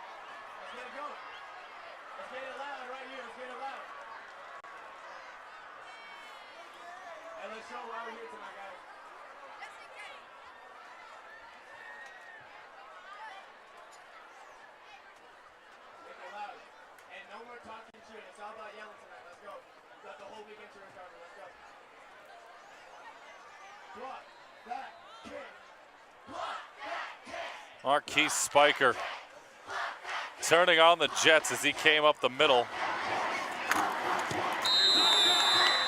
Extra point is up over the top of everybody and good.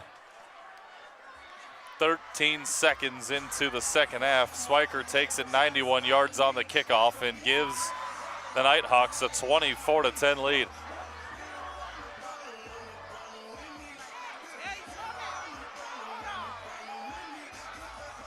The home crowd stunned. The visiting crowd enjoying it. You see them at the top of your screen there going nuts in the student section over on the sideline of the red and black.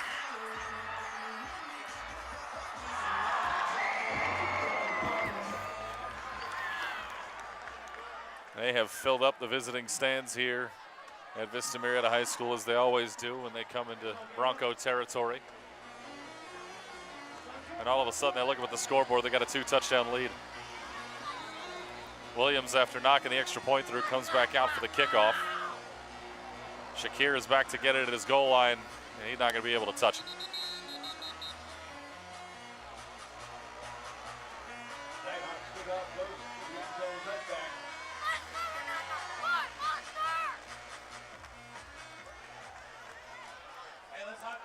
Big drive coming up here for David Olson's Broncos. Can they answer and cut right back into the Nighthawks lead? It was a 7-0 after the first drive of the game for Vista Murrieta, who took it 3 minutes, 58 seconds to score. They got the field goal late in the first half with just 20 seconds to go. or late in the first quarter, excuse me, from 49 yards out. They run the ball here, and that'll go for 2 yards to Shakir over the left side. It'll be 2nd down and 8 at the 22.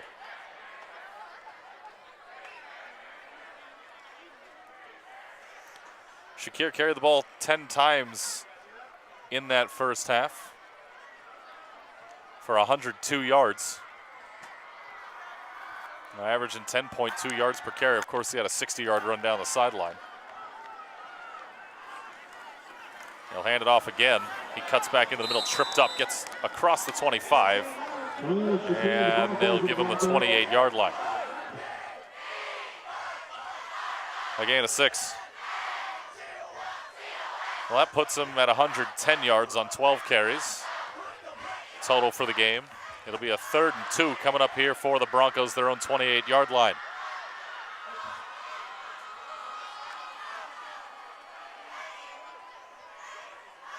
It was 10-7 at the end of 1, 17-10 at halftime. Nighthawks came back, scored 10 in a row, and now they lead 24-10.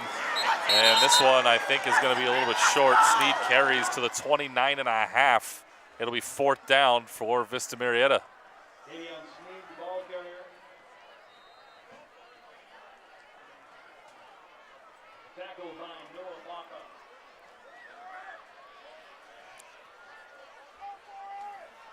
And the Broncos are going to punt it here.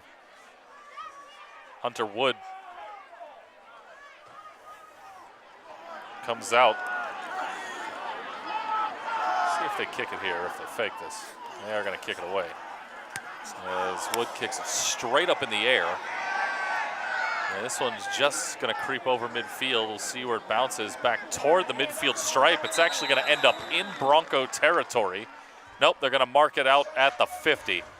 So I guess it crossed out of bounds at the 50 and then bounced a little bit into the sideline of the Nighthawks. So they'll take over at midfield with 9:43 left here in the 3rd quarter.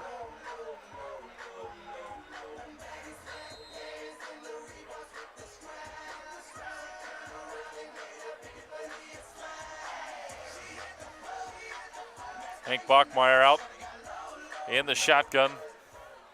He's lined up there all night long.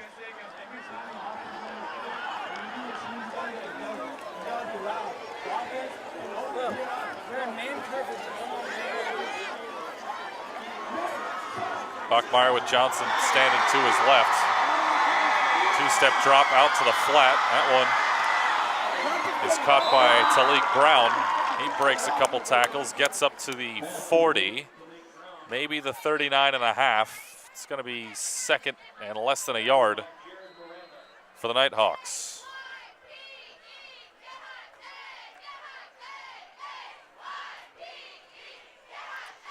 They'll give 9 on the play to Brown.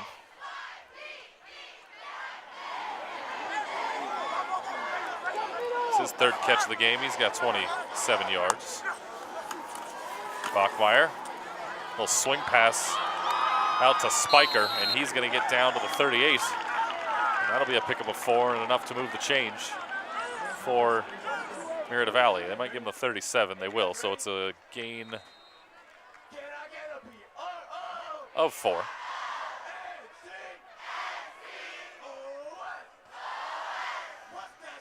Second catch for Spiker. He's got 2 touchdowns, and that one didn't go for a touchdown. So if you missed the kickoff return at the start of the half, you'll know why. There's Johnson, right up the middle, carrying a tackler down to the 20-yard line. Make it the 21. It's a gain of 16 for Johnson. He's been the workhorse for the Nighthawks tonight. They hand it off to him again. He's inside the 20. He'll get down to the 19. It's a gain of 2.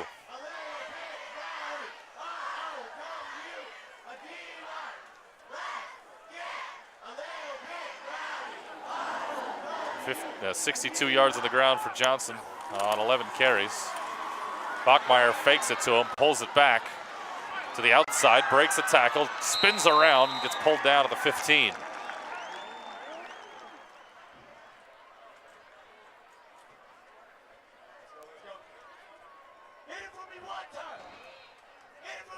excuse me, not the 15, the 7. They're inside the 10 here. And that one will go for 11 on the outside.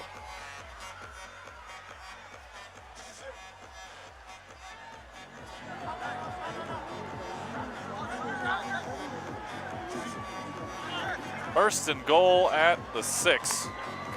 They gave him an extra yard. They hand it off to Johnson. He's got nowhere to go. He'll get maybe a yard on that carry. It's his 11th carry of the game, and we've got whistles. Looks like a Bronco is down on the field.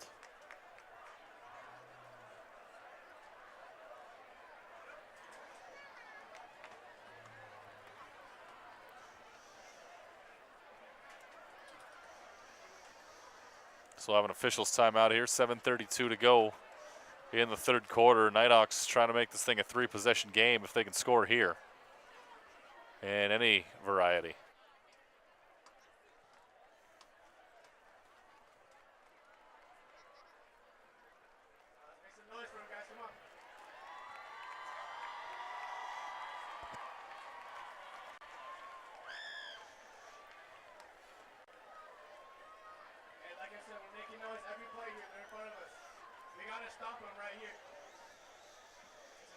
Looks like it might be another leg injury that's plagued the Broncos tonight. They've had 3 players come off the field for at least one play with a leg injury. Second and goal from the 5 for Murrieta Valley.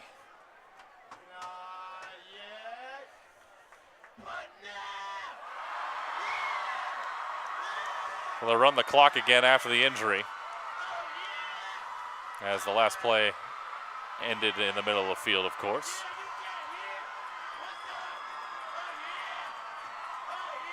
Bachmeyer, slant to the inside, touchdown Nighthawks. It's Liam Dillon.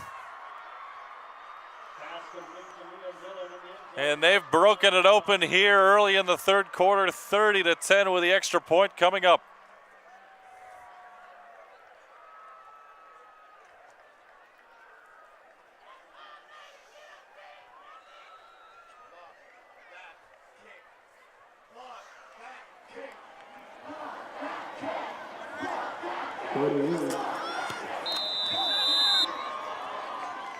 Extra point is up and good for Cody Williams.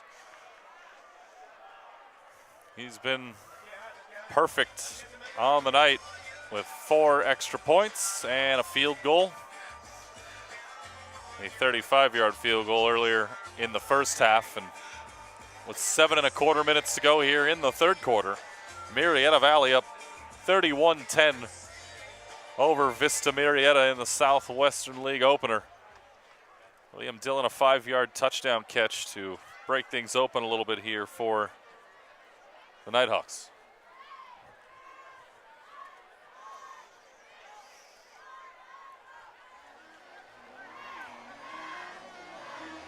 So Williams will tee it up at the 40-yard line. So welcome back in the booth here.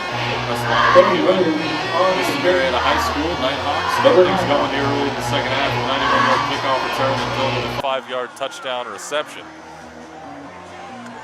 To put the Nighthawks up by 3 touchdowns. Shakir this time finally gets to return a kick. He turns on the Jets, looks for some room across the 40 and taken down at the 42-yard line.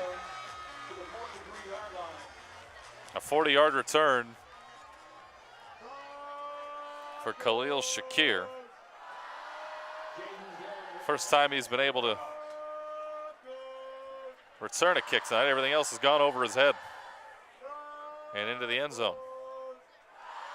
So good field position here for the Broncos as they'll start. They're going to give him the 43-yard line, so a 42-yard return.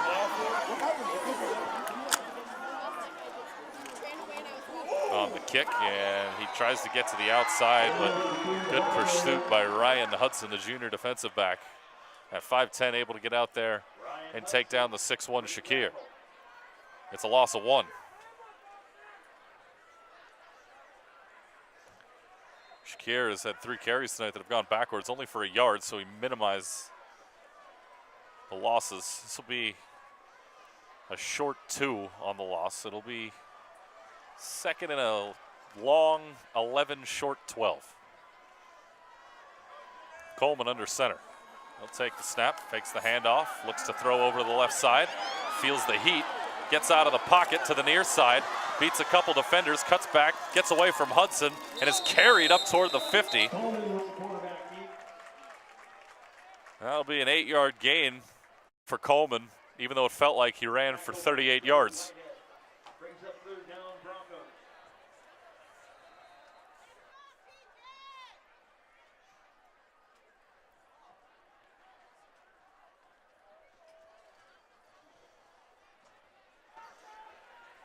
Coleman doesn't run the ball a ton. He made it third manageable here. Over the near side, it's caught, and a first down to the 35 of Murrieta Valley, and that one caught by Adrian Ailman. Back on the play, by number 41, Josh Wilson. Yardage on the play, enough for the Broncos. First down. 15-yard catch for Alleman there. And they'll say he goes to the 36, so we'll give him 14 on that play. Another completion for Coleman, though. He's been hot throwing the ball. Screen pass. And a couple of flags down. And this one might come back. Coach, 7-0, 7-0. 7-0.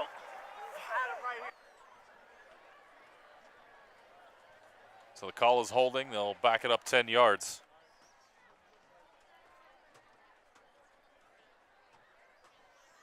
Nine penalties tonight against the Broncos. Only 2 on offense, though. Everything else, defense and special teams. Matter of fact, 6 defensive penalties. Holding penalty indicated against the Broncos. Put the ball at the 46.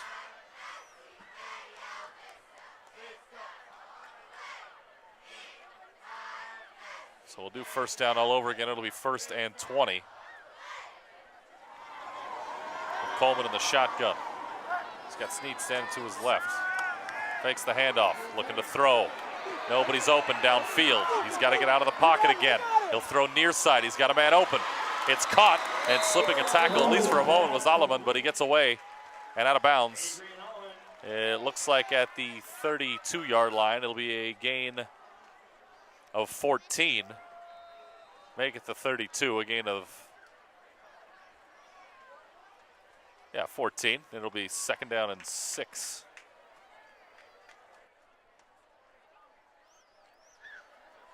So really, back-to-back 14-yard catches for Alleman. Coleman's 8 of 11 throwing the ball here tonight. They'll run the ball this time. Here's Snead over the left side, tries to cut back in toward the middle. Manages a couple. It'll be 3rd and 3 coming up here for the Broncos.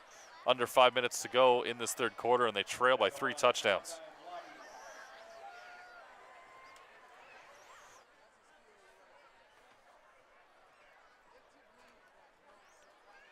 You have to figure if they don't pick this up here, it's definitely going to be 4-down territory. Down 3 scores, 3 touchdowns as a matter of fact.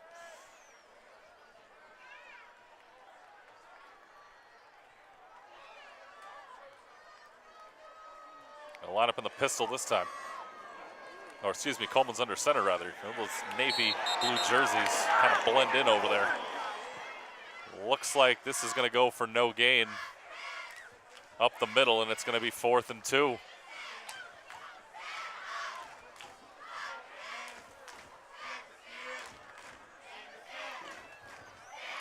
Looked like Shakir got the ball on that play. It was such a quick hitter. And just couldn't get past that line of scrimmage. 4th and 2. They need the 26.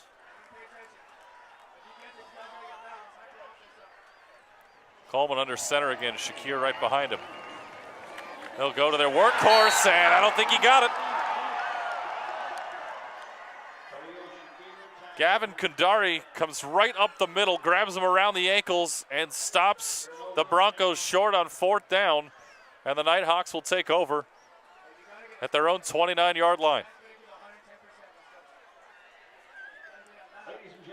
you have a program with the signatures of Brock Henry fan, please see the press box. You would just want a $50 gift card. Check your program if you have signature of Brock Henry. Please see the press box for your gift card. Nighthawks offense back out on the field. Their own 29 after a big fourth down stop. Johnson runs into a fray of bodies at the 30-yard line. He's going to pick up one on the play.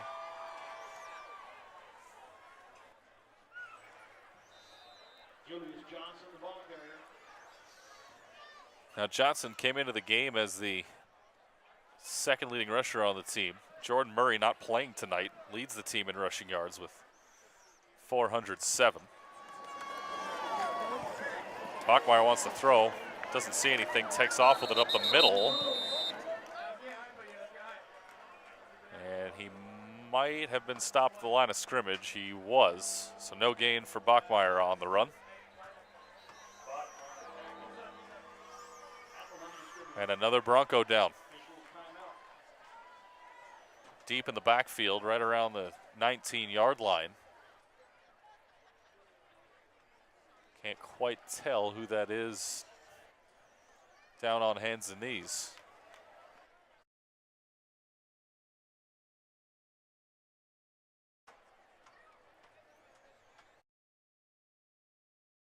Is Jake Martinez, the junior linebacker who was down. Might have got the wind knocked out of him. He's just taking a minute to catch his breath, and he'll come off the field. Nighthawks were down on a knee over near the sticks, but still out by the numbers on the field. Can't go past the numbers during an injury. Got to stay in between them.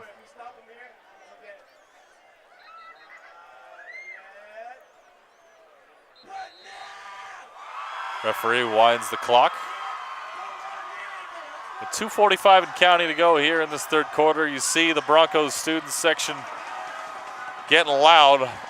They need a third down stop here so they can get the ball back and try to begin a potential comeback. Spiker in motion, they hand it off to Johnson, and he is drilled at the 30.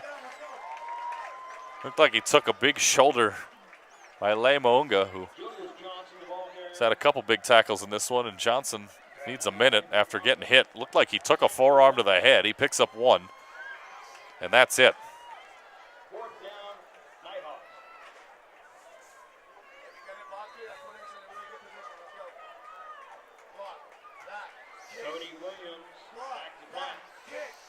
Cody Williams to punt here.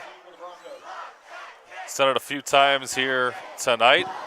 Broncos get close to him, but not close enough, as this one is going to bounce at the 35. Shakir thought about it. Now he's going to let it go, and it's going to die right at the 20-yard line. 50-yard punt for Williams after a healthy roll.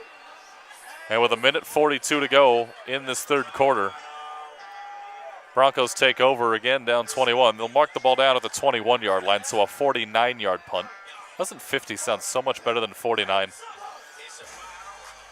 Sometimes 1 yard makes all the difference. We know this is a game of inches, of course.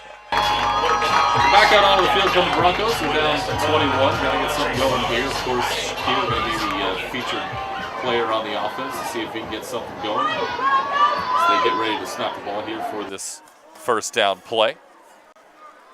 And that one, off the hands of the intended receiver, Alex Hill.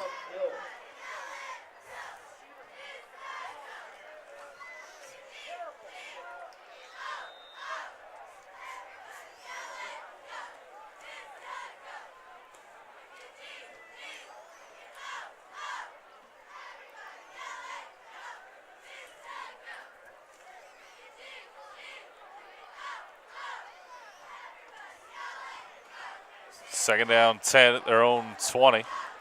Oh, lots of movement, both sides. Looked almost simultaneous. What's the call going to be? It's a false start against the Broncos.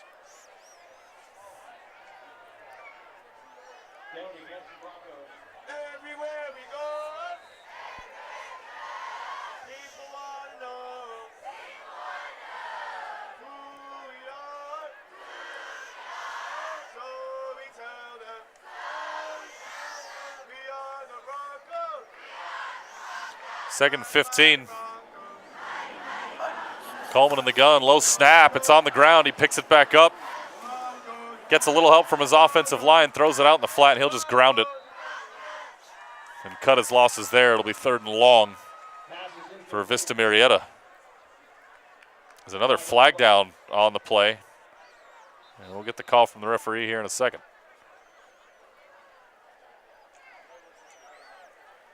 Decline it. We had a hold on offense, going to be decline. There's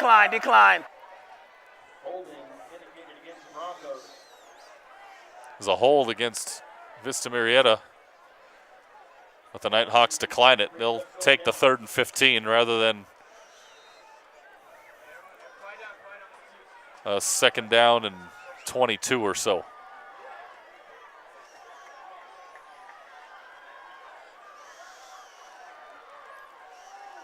Third and 15. Coleman in the shotgun again. Good snap this time. Looks to throw deep down the sideline for Shakir. 2 Nighthawks are in the area, but the ball sails out of bounds. And that'll force the Broncos to give it up. Brings up 4th down Broncos.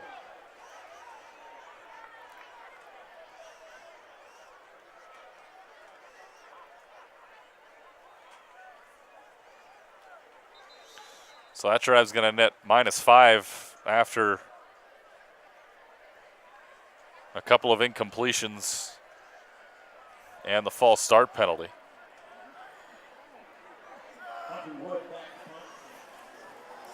Wood, end over end kick. Spiker looked at it, let it go, and it'll be touched at the 46-yard line of Murrieta Valley. We'll see where they mark it officially. Looks like they'll put it right on the 45 with 1:18 to go here in the 3rd quarter, and the Nighthawks with a 3-touchdown lead.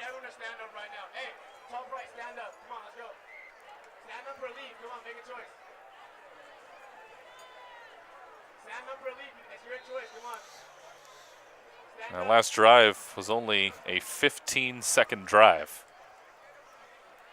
for the Broncos. Incompletion stopped the clock. And since they are in ultra pass mode right now, being down 3 scores, that's bound to happen eventually. 3 receivers to the near side here for Murrieta Valley as they take over 1st and 10 at their own 45.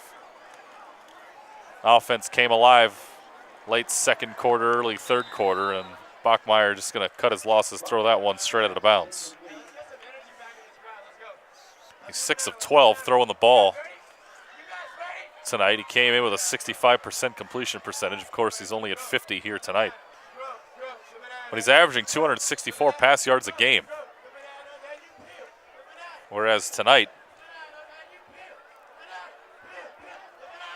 he's got 99 at the moment.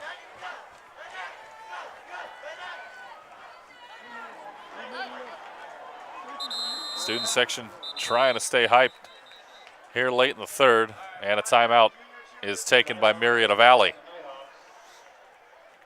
It's the 2nd time tonight they had to take a timeout after a change of possession.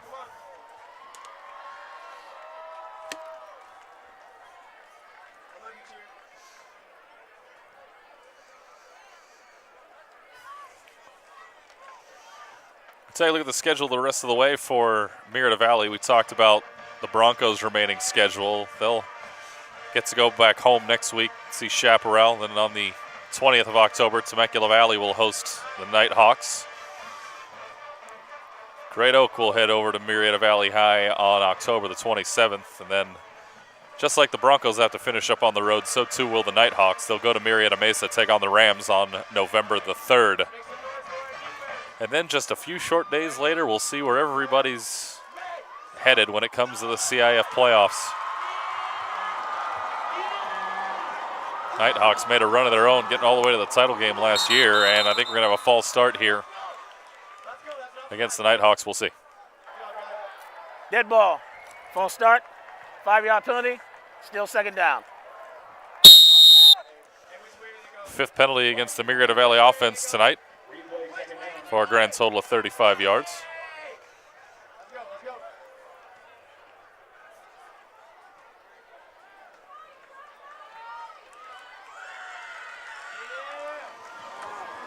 Bachmeyer, into the flat, and almost getting to that one was Talik Brown, but he had to dive back, wasn't able to hold on. Thought for a moment he might be able to keep it, but it pops out, and now a 3rd and 15 for Murrieta Valley.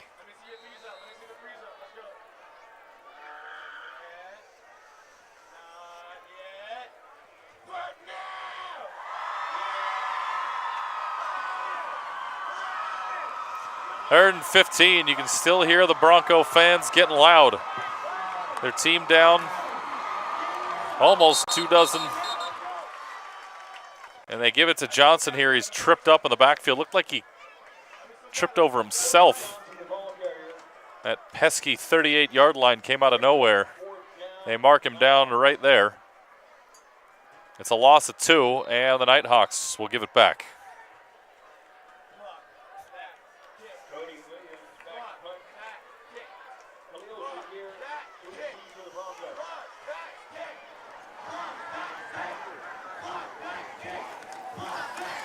Williams to punt. High wobbler to the near sideline. This one bounces around inside the 30. Another fortuitous bounce for Cody Williams. It's down at the 27-yard line with 23 seconds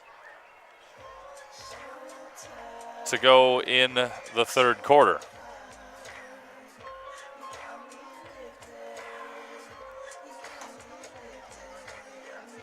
They'll mark it down, looks like, at the 27-yard line.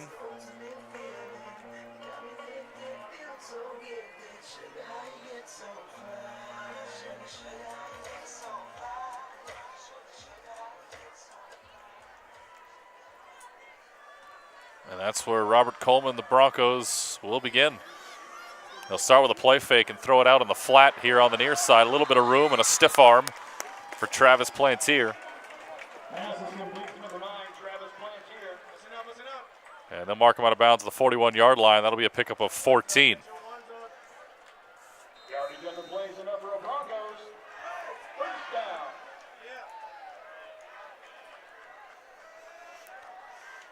It's Plantier's 3rd catch of the game. He's got 30 yards.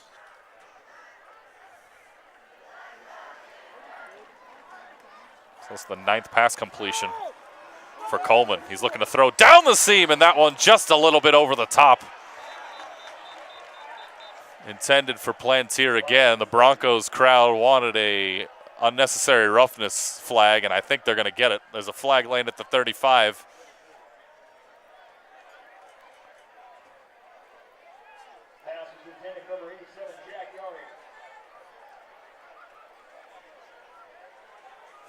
Hitting a defenseless player. That'll be 15 yards and first down.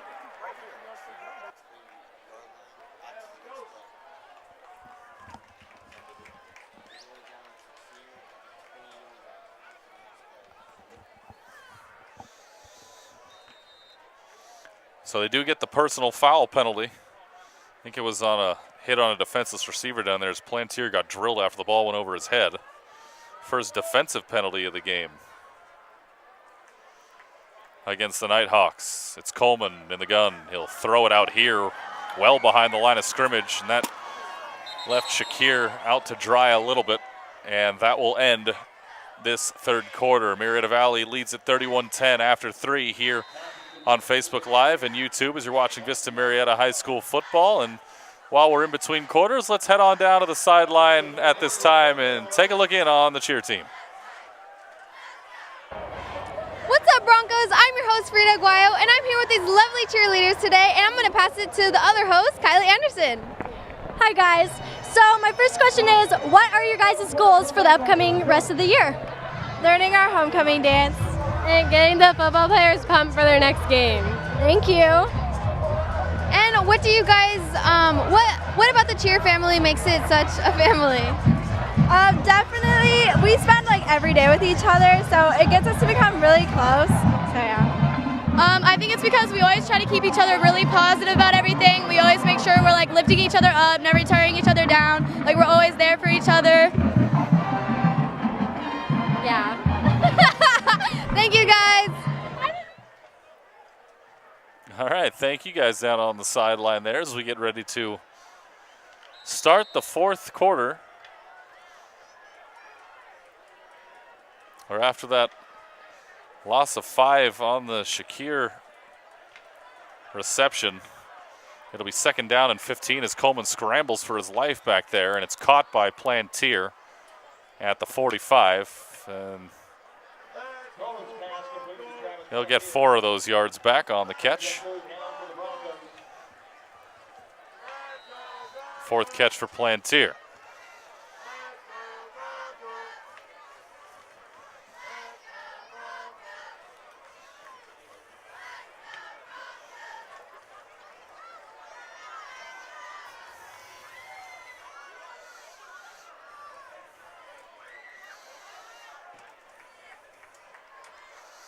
Coleman to throw. He was looking long. Now he's going to let it go. It's tipped.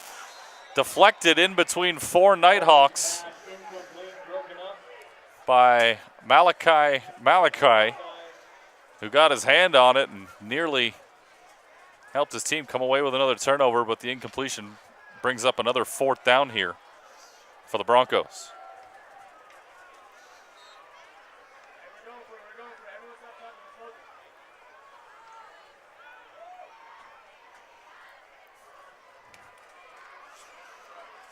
Fourth and 11 for Coleman and the Broncos at the Nighthawks 46-yard line. Figure this is 4-down territory. They try to get half of this right here. Coleman, nope, he wants it all. Down the seam, tipped up in the air and knocked away. Trevor Whitehead, the senior linebacker, got his hand on that one to knock it away. Very similar to Malachi's knockdown on the last play. And for the second time First down in this game, it's a 4th down stop for the Nighthawks defense, and they will take over. The holding call is declined against the Broncos, and Murrieta Valley has the football again. 11:07 to play here in the fourth quarter.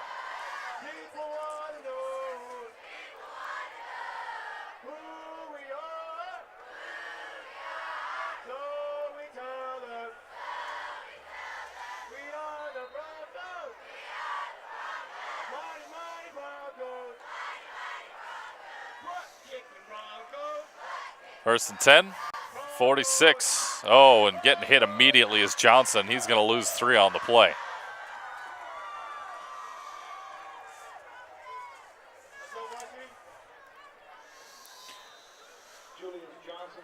Well, the run defense has certainly been there tonight for Vista Murrieta. Johnson's carried the ball 15 times in the game, but take a look at this. He had the 12-yard run, a 6-yard run to start things, then a 4-4-2, 11-2-3, the 16, 2, 1-1-1, -2, -3, and that one almost lost some yards. He was able to battle forward to pick up 1. But his last 6 carries have totaled -1 yard, and his last 7 have totaled 1 yard. So the Bronco defense has certainly solved the run game. They just got to get things going offensively to try to come back in this one.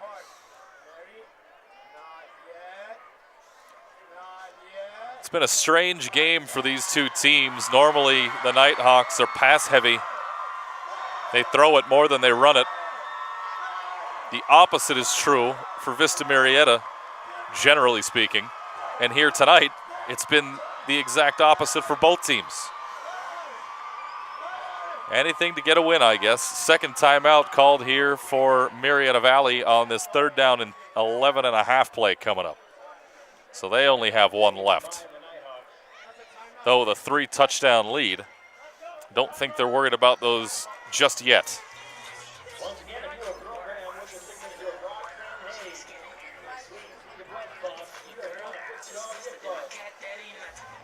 Homecoming 2017 City of Stars is next Saturday night. Ticket prices are currently $25 with your ASP card, or $30 without, and are available online at www.vmhs.net, or they can be purchased from the bookkeeper. Prices will go up on Monday, and remember that Wednesday is the last day to purchase tickets in advance.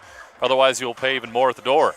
Kid J from 99.1 KGGI will be your DJ for the night, and we're expecting nearly 2,000 students to show up.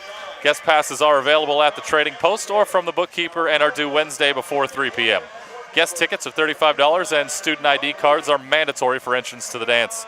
There will be delicious food and desserts and a casino lounge, LED games, tattoos, pictures, lots of dancing, and more. This is one event you do not want to miss. The Nighthawks have a 3rd and 11 at their own 44. It's another screen, and here is Spiker. And there he goes. Touchdown, Murrieta Valley, a 56-yard touchdown catch and run for Marquise Spiker. Both of his touchdowns have come on that play, and it's 37-10 Nighthawks.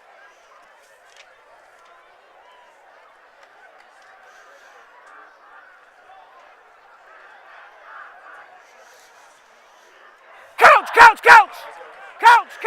They haven't been crazy efficient throwing the ball tonight, but on their few opportunities to throw it, they have made the most of it.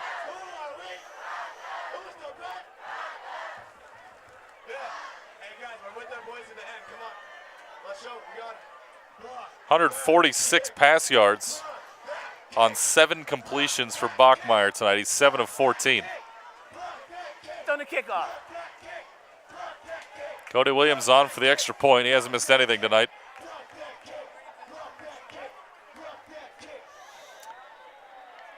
And this one's up and good. 38-10, Murrieta Valley with 9:37 to go in the 4th quarter. You're watching Vista Murrieta football here on YouTube and Facebook Live.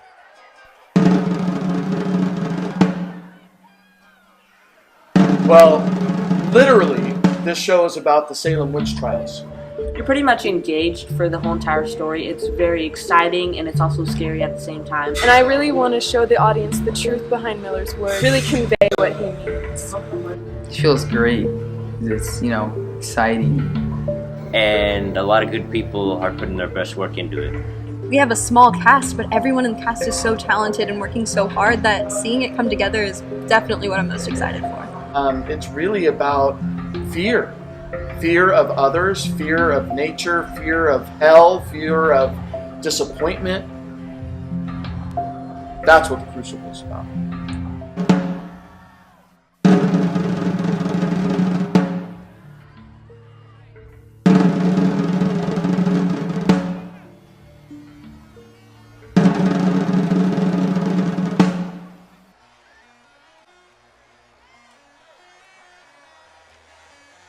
Nighthawks get the touchdown, then a personal foul after the extra point.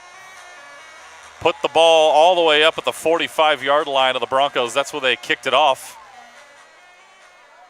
And that one was driven through the uprights by Cody Williams. You don't get points for that, though, so. Well, it's very impressive from 55 yards away, essentially. All it'll do is give the Broncos the ball at the 20-yard line.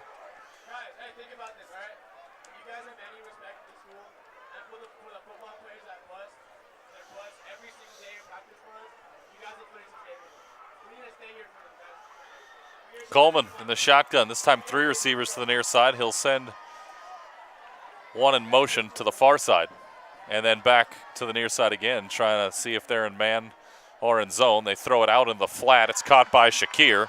He pushes off one defender, and the ball comes loose, and it lays at the 32-yard line. It's picked up by the Nighthawks.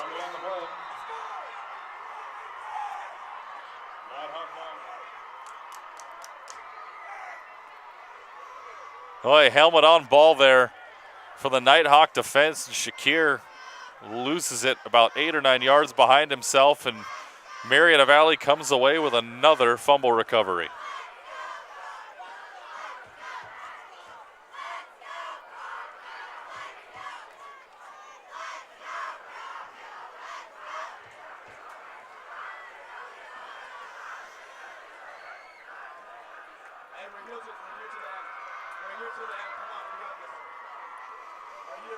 Nighthawks take over, up 4 touchdowns here. It's 38-10. They give to Johnson. You figure they're going to run the ball quite a bit here in the final 9.5 minutes or so.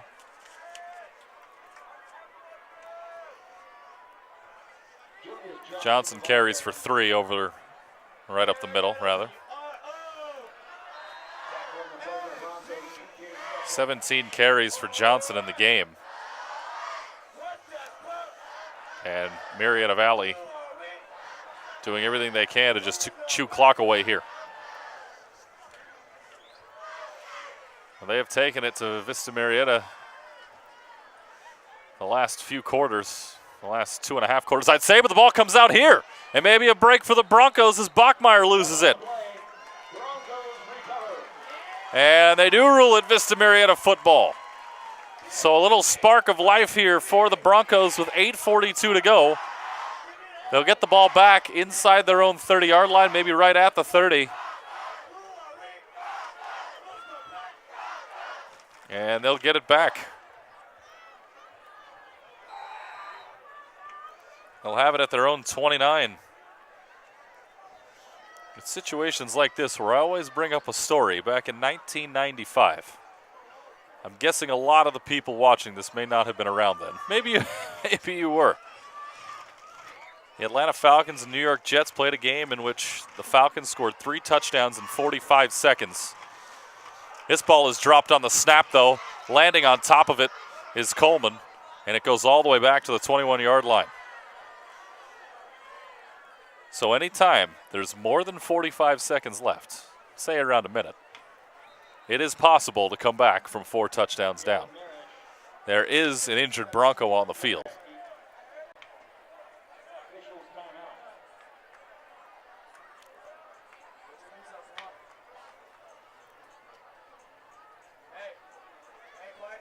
It's Caleb Maresh, who I think may have been in at quarterback for that play. He's a junior quarterback.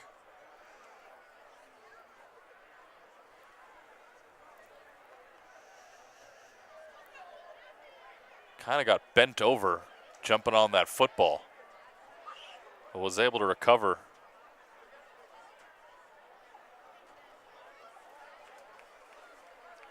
There's a loss of 6 on the play.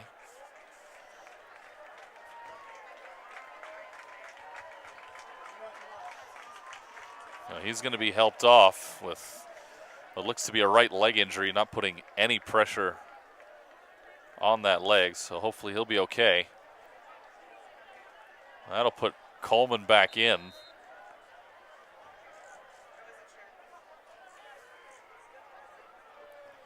And he'll line up in the shotgun with Snead standing to his left.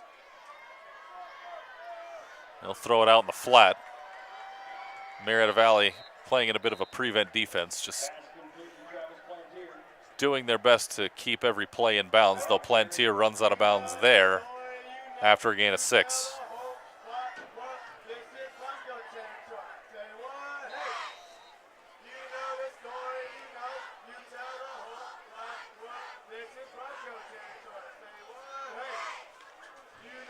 Third and 10 here for Vista Murrieta. Ball thrown 29-yard line with 8 minutes to go. Near side, that one goes off the hands of the intended receiver.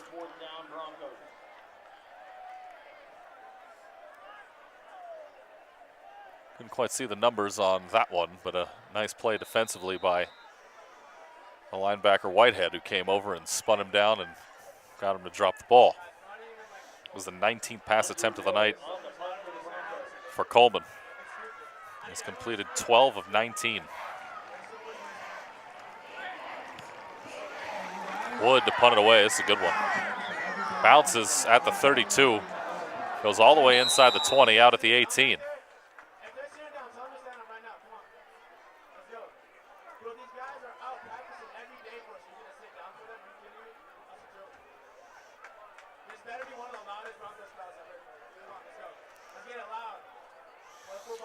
Nighthawks take over, up 38-10 with 7:55 to go. Appear to be on their way to their 4th victory of the season.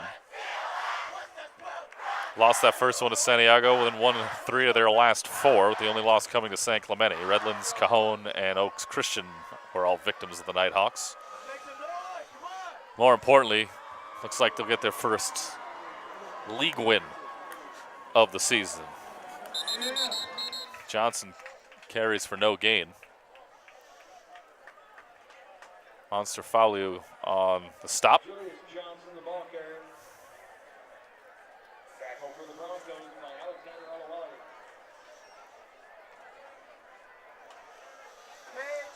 It'll be 2nd and 10.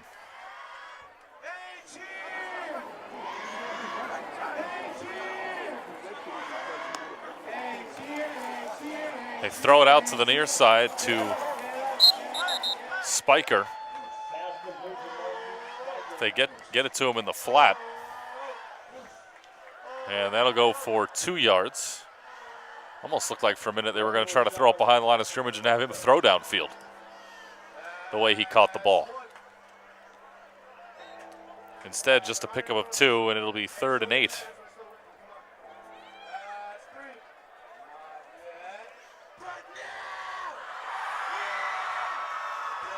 In the shotgun is Bachmeyer. Again, out to the flat. They'll let Spiker do his thing. Or excuse me, that's Brown rather. And Talik Brown is close to a first down. He needed to get to the 28. He's very close. Saw Clay Hatch, senior offensive lineman, run in and say, that's first down, pointing that way. I think it's a flag. They're marching backwards. You got a hold on the offense. 10-yard penalty, replay 3rd down. Won't matter. It's holding against the Nighthawks. This will put the ball back at the 10-yard line.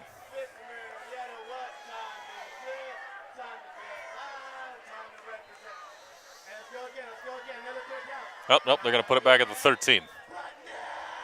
Guess that one was a spot foul.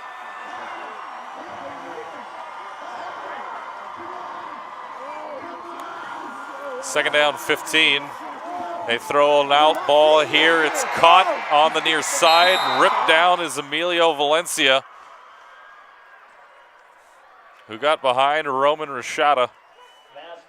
And he's all the way up to the 43-yard line.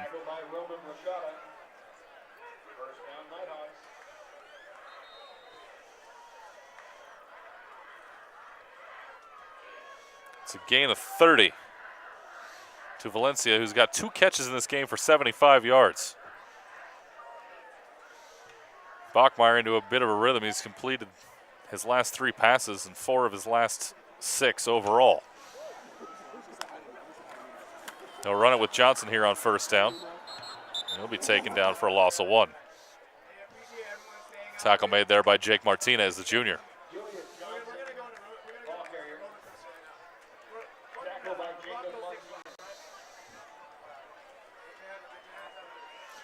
Clock keeps rolling down to 5 3/4 minutes.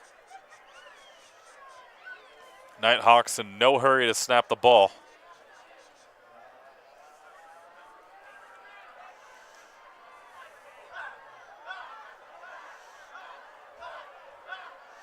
They haven't scored less than 27 in any game this year as Murrieta Valley. Today it's the same as Talik Brown makes the catch. He's down inside the 45 to the 44. That'll be good for 14.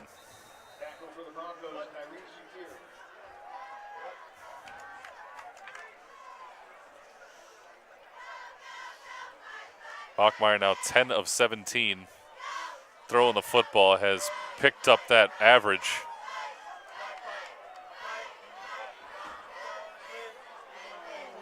That completion percentage, I should say. 1st and 10 at the 44. They give it to Johnson. He'll lunge forward, and then we have lots of late flags here, a couple of them.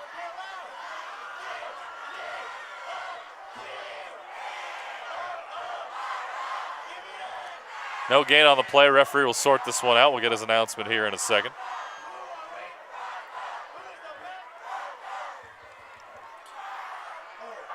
We have a dead ball. Personal foul, 70-67. 15-yard penalty.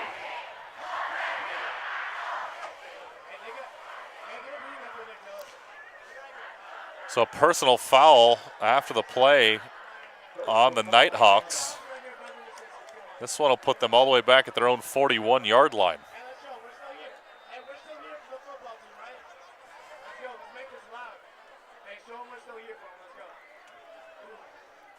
Murrieta Valley going to call a timeout here. And George Wilson going to grab everybody on the sideline and have them gather themselves. So the Nighthawks out of timeouts with 4:50 to go, as they will be facing, it says 1st and 25, so that personal foul must have happened during the play, because it doesn't appear that that run counted. It would have been Johnson's 20th carry of the ball game.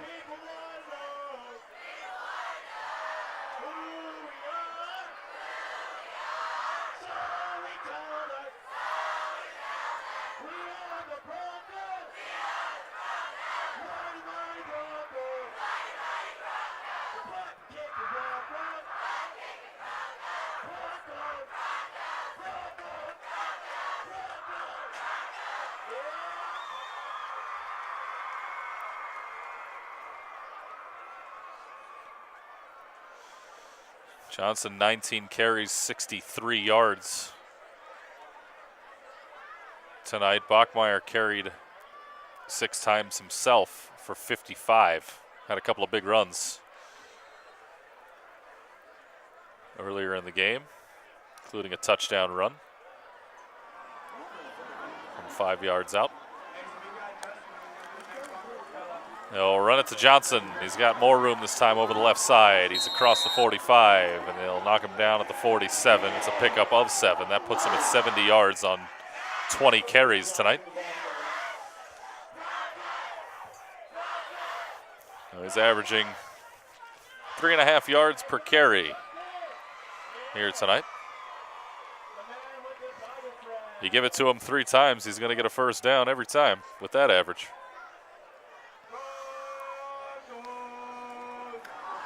They give it to Johnson again. Take it up the middle, sidestep to the left, get up to midfield. Pickup of 3. But that'll bring up 4th down and 18. And remember after the, or 4th down and 15, excuse me. Remember after the personal foul penalty.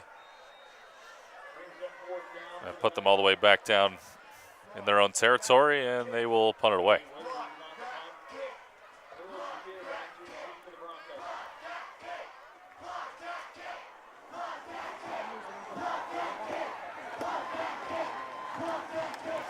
Cody Williams to punt.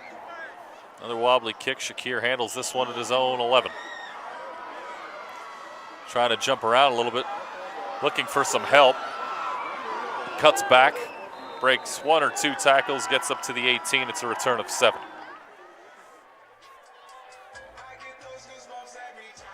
First punt return of the game for either team. Most of the time have been short kicks, and they've let it roll around a bit.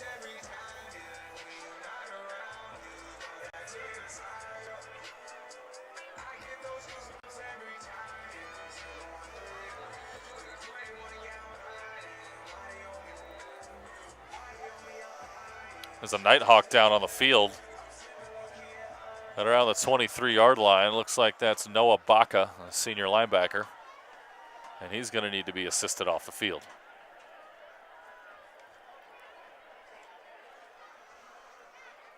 Like Monster Falu came over and made sure he was okay. Nice sign of sportsmanship there for the senior defensive end. And offensive guard.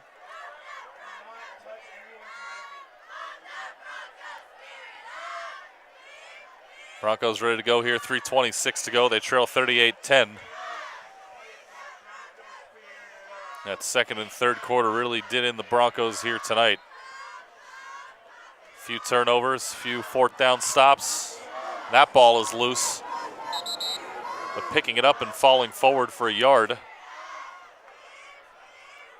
I believe it was Davion Sneed who recovered it, so he'll get 1 rush yard to his credit. He's carried the ball 5 times tonight for a total of 12 yards. 3 minutes to go. Coleman throws it out in the flat. It's caught.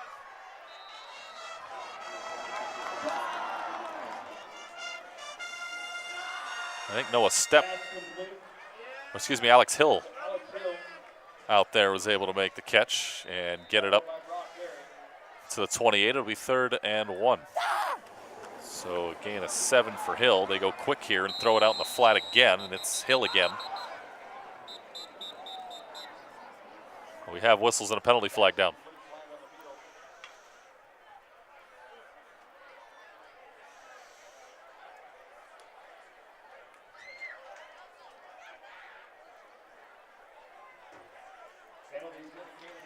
So it's a personal foul and a face mask. They grabbed Hill's mask on his way out of bounds.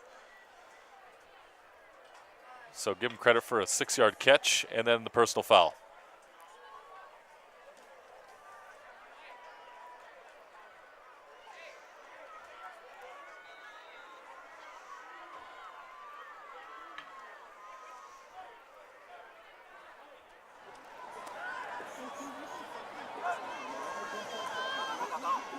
Coleman in the flat. Out here to the near side of Shakir, lunging forward to the 45. He'll get 4 on the play.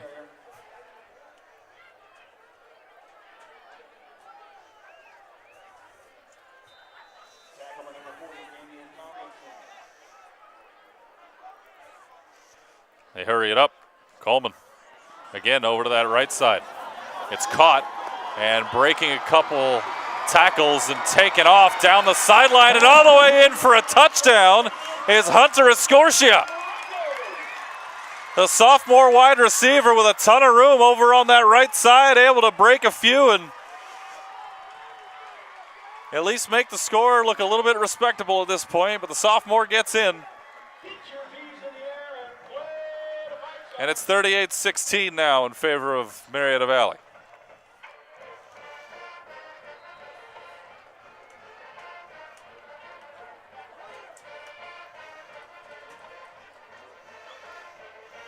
"55-yard touchdown reception for Escortia.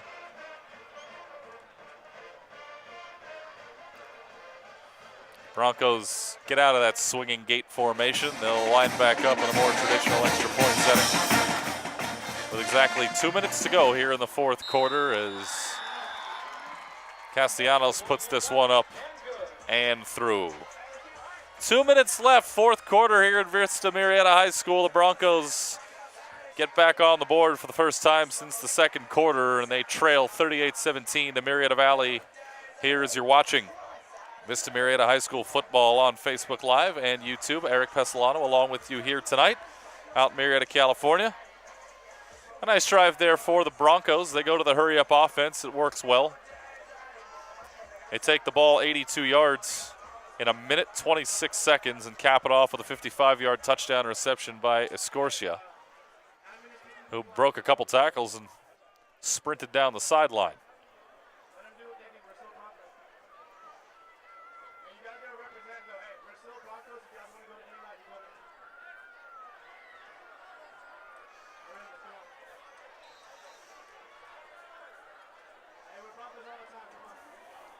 So a couple touchdown passes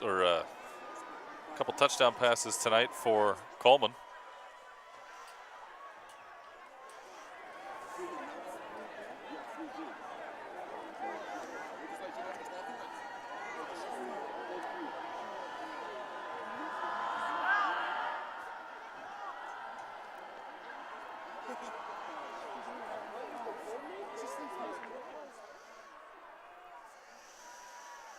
And we'll get you all the final numbers on everybody as soon as we get to the end of the game. They go with the onside kick, and it bounces around, and who else? Marquise Spiker over there to recover it at the 46-yard line. Just one tick comes off the clock during that one.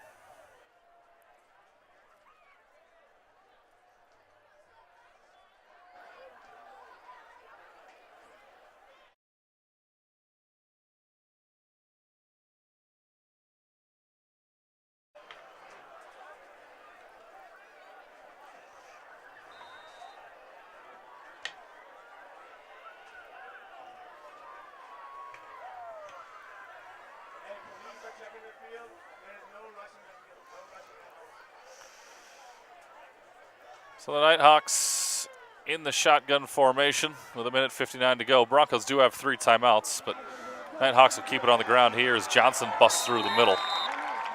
He gets all the way up to the 40-yard line. That'll be a gain of 14 for Julius Johnson. 22 carries on the night for him.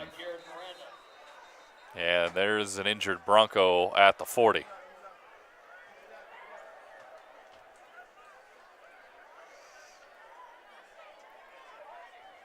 With a minute 53 left here in the fourth quarter.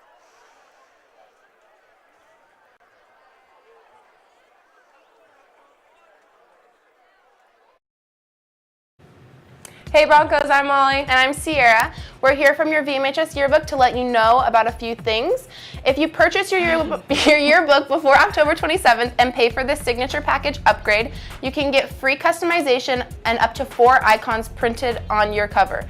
Remember, you must buy this before the 27th and pay for the signature package. If you have any questions about this, see the bookkeeper. And also, don't forget to keep using the Replay app and send in your pictures. Also, seniors, let your parents know that they can purchase senior grad ads on the Jostens website. Finally, remember that if you haven't done so yet, get your senior panorama shirt messages approved before the 9th, or you won't be allowed to wear them in the picture. Bye, Broncos. Bye, Broncos.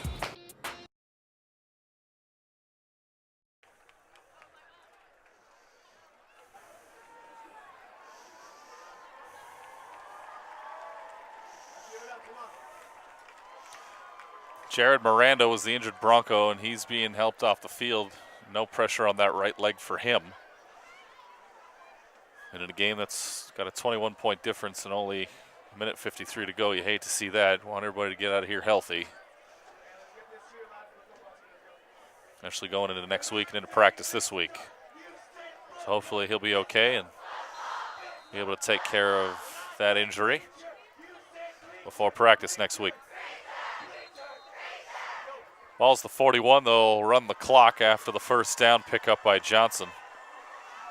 87 rush yards on 22 carries for Julius Johnson tonight. It's been an absolute horse out there for the Nighthawks. Bachmeier in the shotgun. Claps his hands, gives it to Johnson, who's stopped for no gain.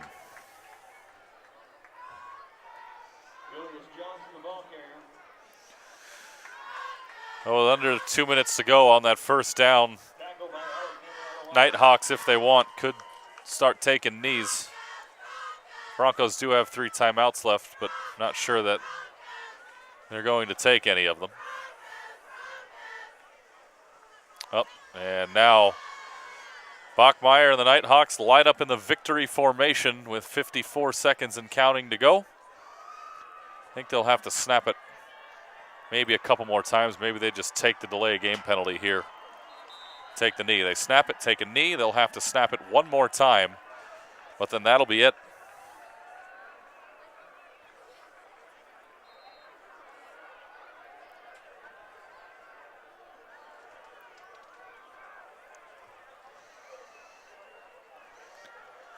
Under a half minute to go. Murrieta Valley is going to come away with a victory in this one. They're going to go to 1-0 in Southwestern League play and 4-2 overall.